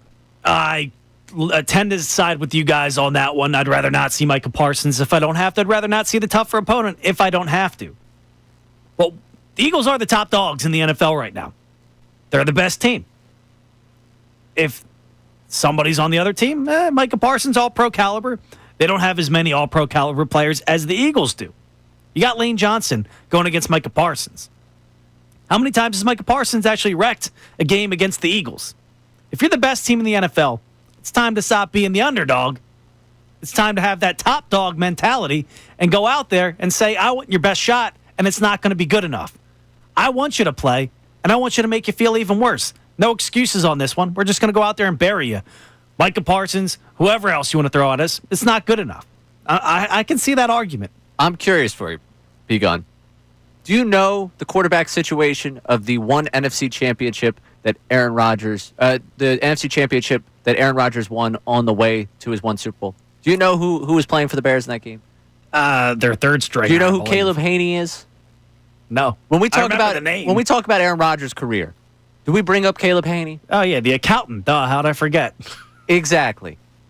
When we go through everything of history, when we talk about the Eagles Super Bowls, we love to mention that they beat the Patriots and that they beat the Chiefs, right? Yes. Do we forget that the Commanders upset the Lions so the Eagles could host the NFC Championship game and got the Commanders instead of the team that had been the best team in the NFC all season? Do we talk about the fact that the Minneapolis Miracle happened and that the Saints ended up not being there for you? Would have smoked them both. Right, we can say that. Because they ended up winning, and it did end up mattering. So if the Eagles beat the Cowboys week 1 with Micah Parsons, am I going to be sitting there week 18? Well, I don't know if they deserve this NFC East title because Micah Parsons wasn't out there week 1. No, we're going to say they won the NFC East. And then we would probably do the whole, well, if Micah Parsons was out there. That is true. We're getting to the same part. But if you could, hindsight 2020, if you could skip ahead to week 2, wouldn't you feel better if Lane Johnson shuts down Micah Parsons? Wouldn't you feel better about that win? No, I'm already getting ready for the Canton induction of Lane Johnson. Do I have to feel better about Lane Johnson? Listen, I want all the smoke. I want to be smoking on that Micah Parsons pack all game long. Cowboys this, Cowboys that. I don't care. If we can get their best shot and we still shut them up, that feels better. Now, you can't look at it like that, so I'd rather not have Micah Parsons on the field. But if all things are equal and I can skip ahead to right now to week 2 already and know the answer and say, oh, Micah Parsons played and he did nothing, I'd feel better about that than him not playing. Sure seems like you're scared of the Cowboy. I am not scared of the Cowboys. I don't know. You need a little validation is what you need. No, what I'm saying you're seeking a little validation. I'm so not scared of the Cowboys that I'm kind of indifferent. I'd rather Micah not be out there because he's great, but I'm indifferent if he plays because I still think the Birds are going to smoke him. I don't know. You're looking for a little validation. Oh, we need to beat the Cowboys at full strength so I know this team's good. This team won the Super Bowl, but are they good enough? I need to see them beat Micah. No, it's more so just putting little brother back in his little cubby, shove him in a locker. That's what the Dallas Cowboys are. What'd you think about the Eagles win over the Cowboys at the end of the season? It was, it was fun. Well, matter to you that Dak's not out there? Did it matter? No, because... But did it feel like you were still putting little brother back in the cubby there? A little bit, because we're beating up on him with Tanner McKee coming in and throwing 2 touchdown passes and 3 total passes. Saquon going 2,000, like... It still felt like, putting little brother within the fake controller. All right. I want to be clear here. I don't care. If you think they're cowards for that, I'm a coward too, and I think you're an idiot. That's just the way I feel about that one. I'm there with you. Like, I'd rather not see Micah Parsons. I would rather... Well, I don't know. It kind of sounds like the Eagles are going to raise a banner and you're going to be sitting there crying like you're crying about this Notre Dame logo, saying, oh, no. Like, you don't think Where's it'd be number 11? awesome to see Micah Parsons see that banner come down and say, I'm going to ruin this season. It's going to be my division once Lane Johnson retires, blah, blah, blah. And then you just Never hear him again. I'd rather You see him be on the upset screen- from his living room. You see him there, clenching his fists like Arthur in that meme when the banner comes down, and then you never hear his name again because Lane Johnson shuts him down. I feel better about that. That sounds electric. You know what I'd rather? I'd rather him tweet from his living room during the game. You know what the Cowboys will never see? One of those banners while Jerry Jones is the owner. You got a Send point tweet. there. I'd rather see that. Getting your feelings on it. All right, we'll get back to the Hurts conversation we opened up the show with coming up. Plus, we had a conversation yesterday about the Phillies and the potential postseason rotation. And one of our YouTube commenters was like, there was a great story on The Athletic you got to read about the left-handers this year in baseball. So what do? I take recognition. I went and read it. We should be comfortable. We should be. I feel a little more comfortable now. He's Brendan Gunn. I'm Ray Dunn. Take it through middays, 97.5 The Fanatic. Now on 97.5 The Fanatic Sports Update. The last stop of the preseason. I'm Brendan Gunn with your Fanatic Sports Update. Training camp came to an end for the Eagles with their last practice this past Wednesday. Now they'll suit up for one final preseason game tonight against the New York Jets. Kickoff is tonight at 7:30. One guy we all expect a big year out of is QB1 Jalen Hurts, and Hurts spoke after the final practice on Wednesday and said it's not always about him, it's about the team. You get out a sense of where you are. I think that's what put my focus on. Where are we going to be as a team? It's not about where am I? Where is Jalen? Where is he? When it's about where we are, because I can't go out there and do my job without everyone else. The Phillies are fresh off a series where they saw all three starting pitchers strike out double-digit batters and the bats come alive for two 20-plus hit games. After a day off yesterday, they're set to begin a weekend series welcoming in the Washington Nationals. Taijuan Walker's on the mound. First pitch is tonight at 6:45. The Phils currently hold their largest lead in the NL East that they had all season. They're 7 games up today over the New York Mets. This update was brought to you by Rapid Radios. Rapid Radios are instant push-to-talk walkie-talkies with nationwide LTE coverage. For a limited time, get 60% off and free UPS shipping at rapidradios.com. Use code radio for an extra 5% off. I'm Brendan Gunn, and you're listening to the home of the best birds coverage, 97.5 The Fanatic and 97.5thefanatic.com.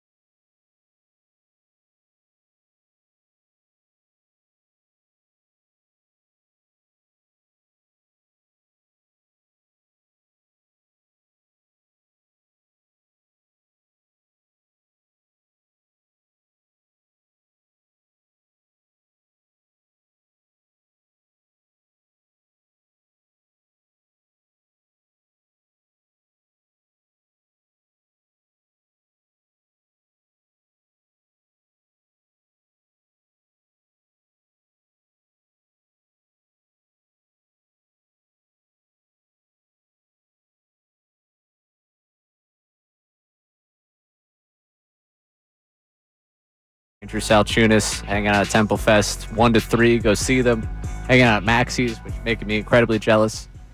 I got a text that my roommate on the road for our sports information director for women's basketball is a part of the crew from Temple that's accommodating them. And I'm very worried any stories that could be shared. You know, I don't know. Are you a Seinfeld guy? I don't know if I've ever talked to you about this. I've watched it here and there. So the episode with George where the worlds collide, where he doesn't want his girlfriend and the friends to become intermixed. Yes. This is my worlds colliding moment. My Temple crew is on one side. My Fanatic crew is on one side. I don't need the intermingling of the worlds colliding here. Oh, they're colliding. I guarantee it. I'm very concerned. I got a text first time listener to Ray and a video of the speaker going. And I was like, oh no. I was like, I hope whatever is happening down there, no stories are being shared. You know they are. I'm just hoping they all forget about them by the time Kincade and Salciunas starts Monday, 6 a.m. right here on The Fanatic. But yeah, go check them out down there at Temple Fest. Get a high life for me, all right? Have one for me. Be back on Temple's place. Sunday. Great place. Yeah, big fan of the place. We opened up the show with this idea of the expectation on Hurts and what you want to set for him going forward. And getting the ball out quicker, I think the in-rhythm passing, Andrew DeCecco talking about how he thinks Kevin Patulo's offense will play to that and will get Hurts to that spot. Also talked about just kind of the camp issues that people saw were a lot, he feels, indicative of the fact that, yeah, he didn't have A.J. Brown out there. Yeah, he didn't have Lane Johnson. He didn't have Landon Dickerson. He's been without Mailata now the last few days of camp. Devontae Smith missed time. They didn't really have a consistent cast of characters for him in there, and they were trying different things. So DeCecco doesn't come away too concerned. I can't tell you that I'm too concerned by camp practices for a guy that's a Super Bowl MVP, but if I'm looking at things that I want to see him improve at, I think it's that in-rhythm passing for this offense. And I said 3,700. All right, that is my line. 3,700 is my line for passing yards for him this year. I want to see them cross that because if I'm looking at what they did in the running game last year, could I see a regression of 700 yards from Saquon Barkley? Yeah, I could. And where does that 700 yards have to go? Somewhere. I'd like to see them still be as productive as an offense. And they love to tell you, hey, the short passing game. The short passing game is basically an extension of our running game.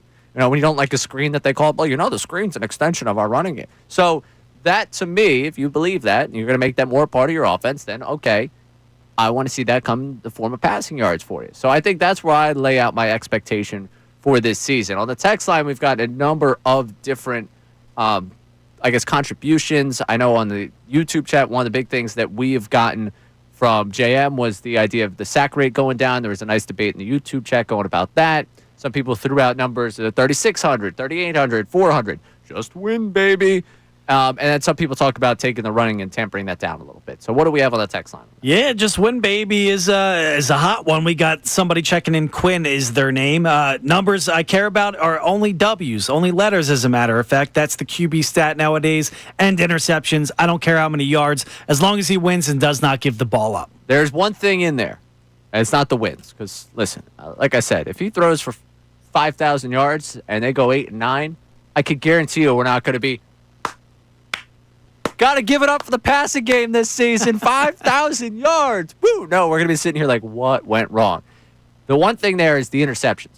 Because that's a big line that I'm interested to see the way they toe that this year in terms of how aggressive he is throwing the football. That also goes to throwing the football over the middle of the field where you could run into more of those situations. How conservative will he be with the football this season? Because, to be honest about it, 4 weeks into the season, they made a concerted effort, 1, to run the football, but 2, to protect the football. And that works when you have the defense that they had last year. You're able to win the turnover battle because you're generating turnovers on the other side. New cast of characters defensively. How are you able to make that work? You can still make your offense work, but the marriage between your offense and your defense this season could look different. And when we're talking about interceptions, if you're playing from behind, I go back to Minnesota, where obviously Saquon drops the pass, but they do get the ball back. Throw down the side of the field, intercepted. That ends up being like the way that game ends. As you're looking at the way game scripts could play out, and You know it's football season when I'm dropping a little game script. When I use that phrasing, that's almost like the chill in the air. I just kind of felt the chill in the air sitting here in the booth. If it's dropping it, well, the way the script of the game plays out. When you're looking at the way things could go differently for you, if you don't have as dominant of a defense, if you're trailing, if you're playing from behind, are there times where you're trying to press and move the ball down the field more, just by nature of Saquon's availability or by nature of the fact of how far you're trailing later in a game? I think it's a fine line of how aggressive I want him to be and how risk adverse I want him to be with the football as well. Like, you look back to 2023, the dude had 15 picks.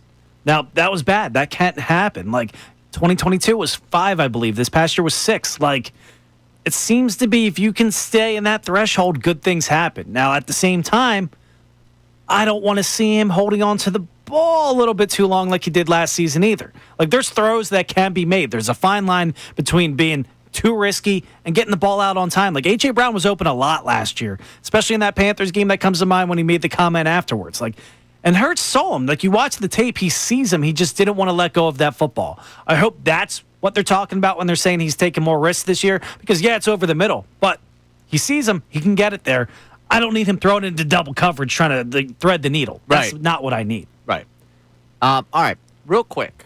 Well, from that conversation, I mentioned the Phillies side of things. We could take this into the next segment, the final segment of our midday show this week that will lead you, of course, into Unfiltered coming up.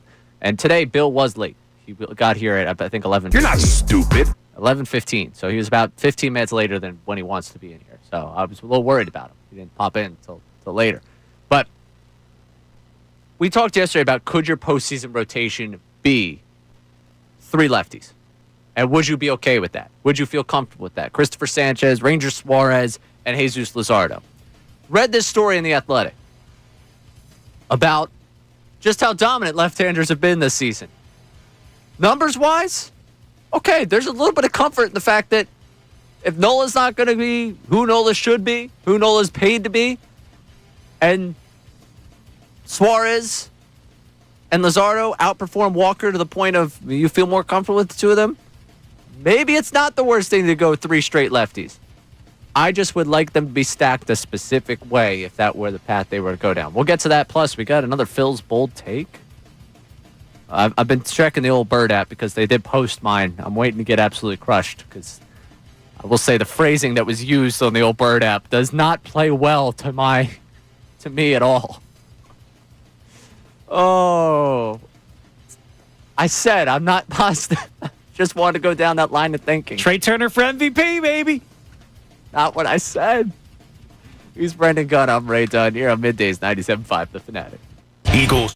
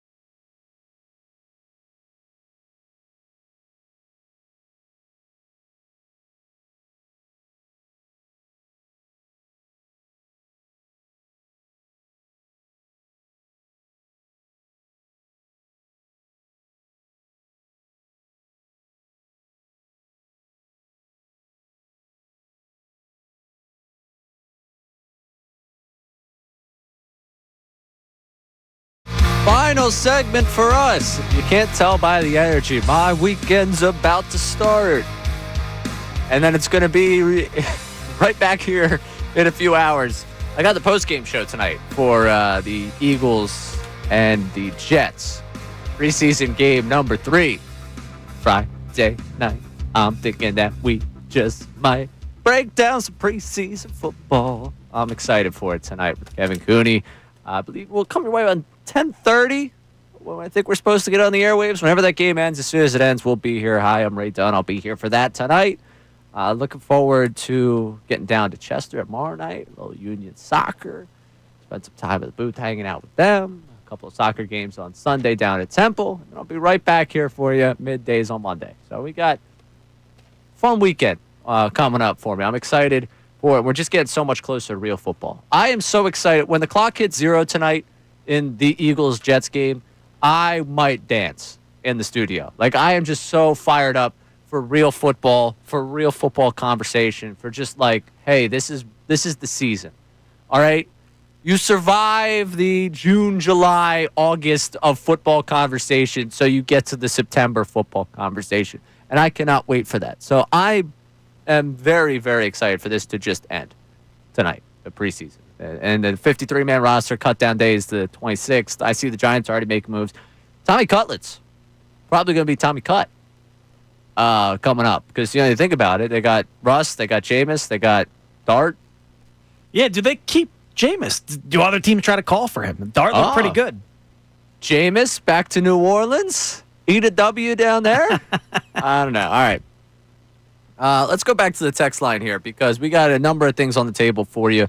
I know some people wanted to chime in with their Phillies bold take from earlier, which if you missed my bold take, I don't necessarily believe this is going to be the case. But if I had to stand out on the ledge about something, given the fact that he is right now second in F4 of anyone in the National League, his defensive metrics have improved, and he right now might win the National League batting title, I think Ohtani's going to win MVP for the National League. So then you start to go down the ballot of how people might vote, and nationally, the way people might vote. Turner, if he can ride a hot stretch here to the end,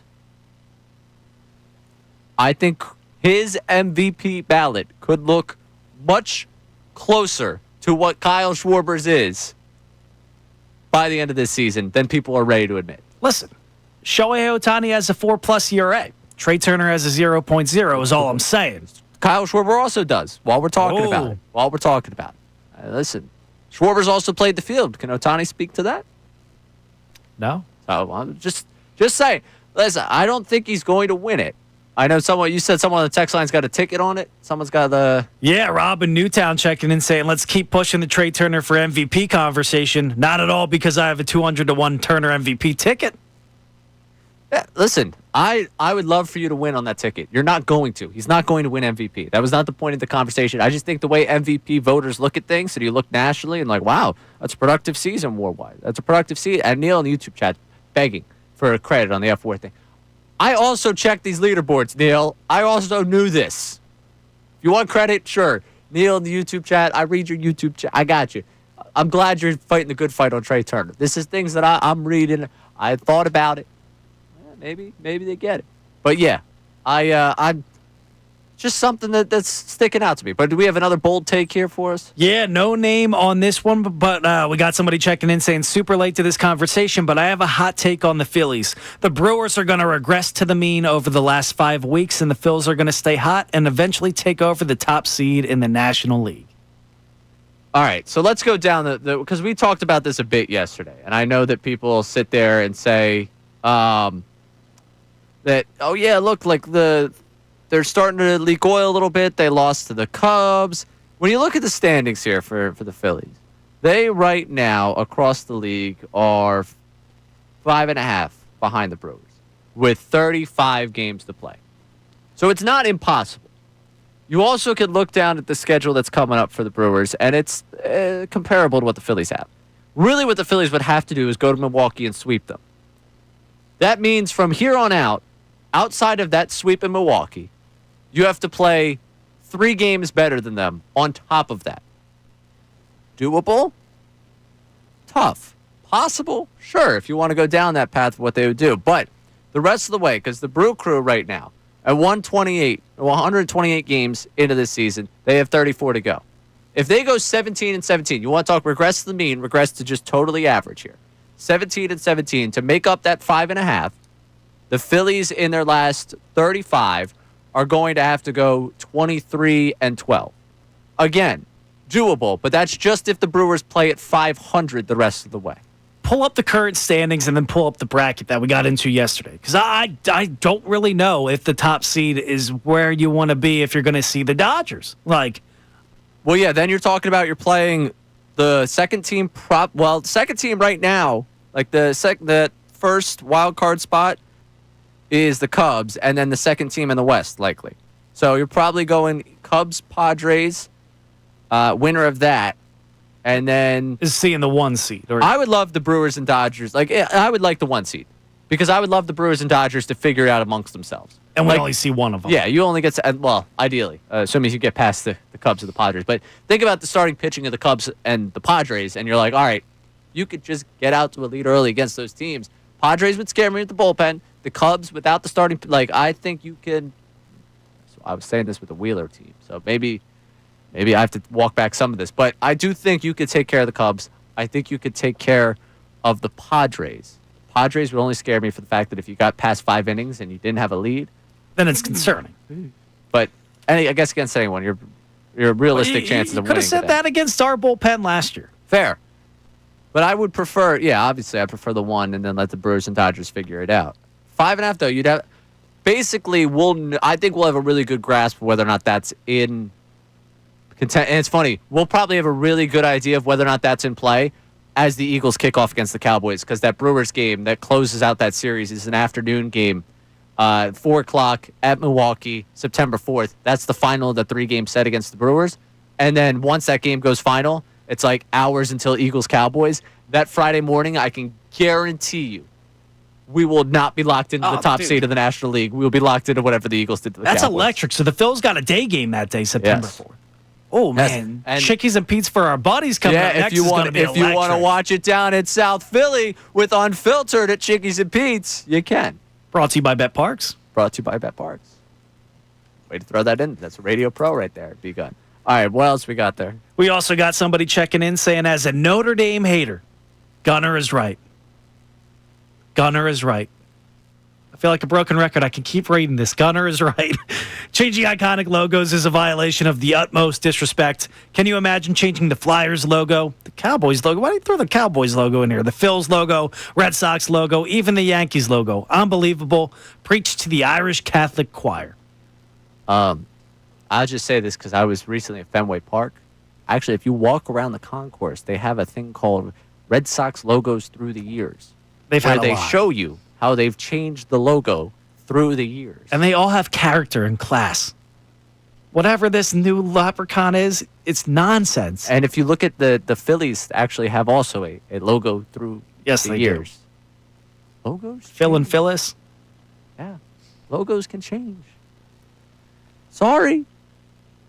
I know. It hurts. I think we've reached the point where it's too late to change the logos. They look ridiculous. Like any new logo, it looks the same. It looks cookie cutter. It looks like crap.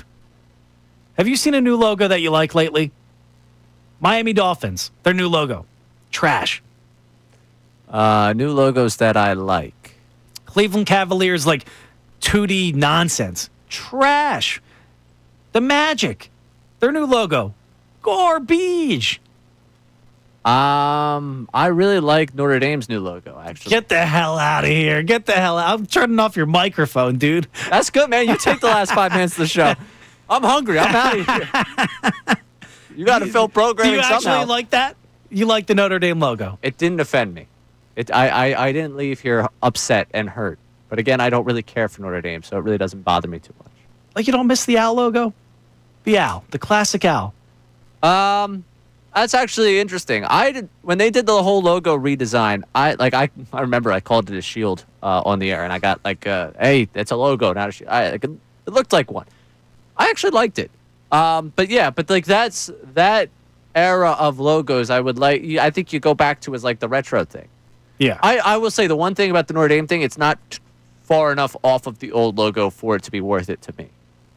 No, it looks like what you would see at like a knockoff logo, like the Wildwood Boardwalk. It looks like, hey, you misprinted that, buddy. You wanted that to. Yes. You like. Yeah, I get what you're saying. Like, do you ever see the Eagles jerseys you get from like overseas or whatnot? The Eagle logo on the side looks like rounded. It looks like kind of crazy looking. Yeah. From a distance, it looks real, but I've got a couple of fake jerseys that hold up the test of time. I actually had a jersey bet on the 2017 Super Bowl with a buddy of mine who got me a fake Brandon Graham jersey after the Eagles won the Super Bowl, because both of us were not in the financial position at the 2017 Super Bowl to be splurging on jerseys for one another. But I have a very fake Brandon Graham jersey that I got because of that. I won that bet because he took the Patriots.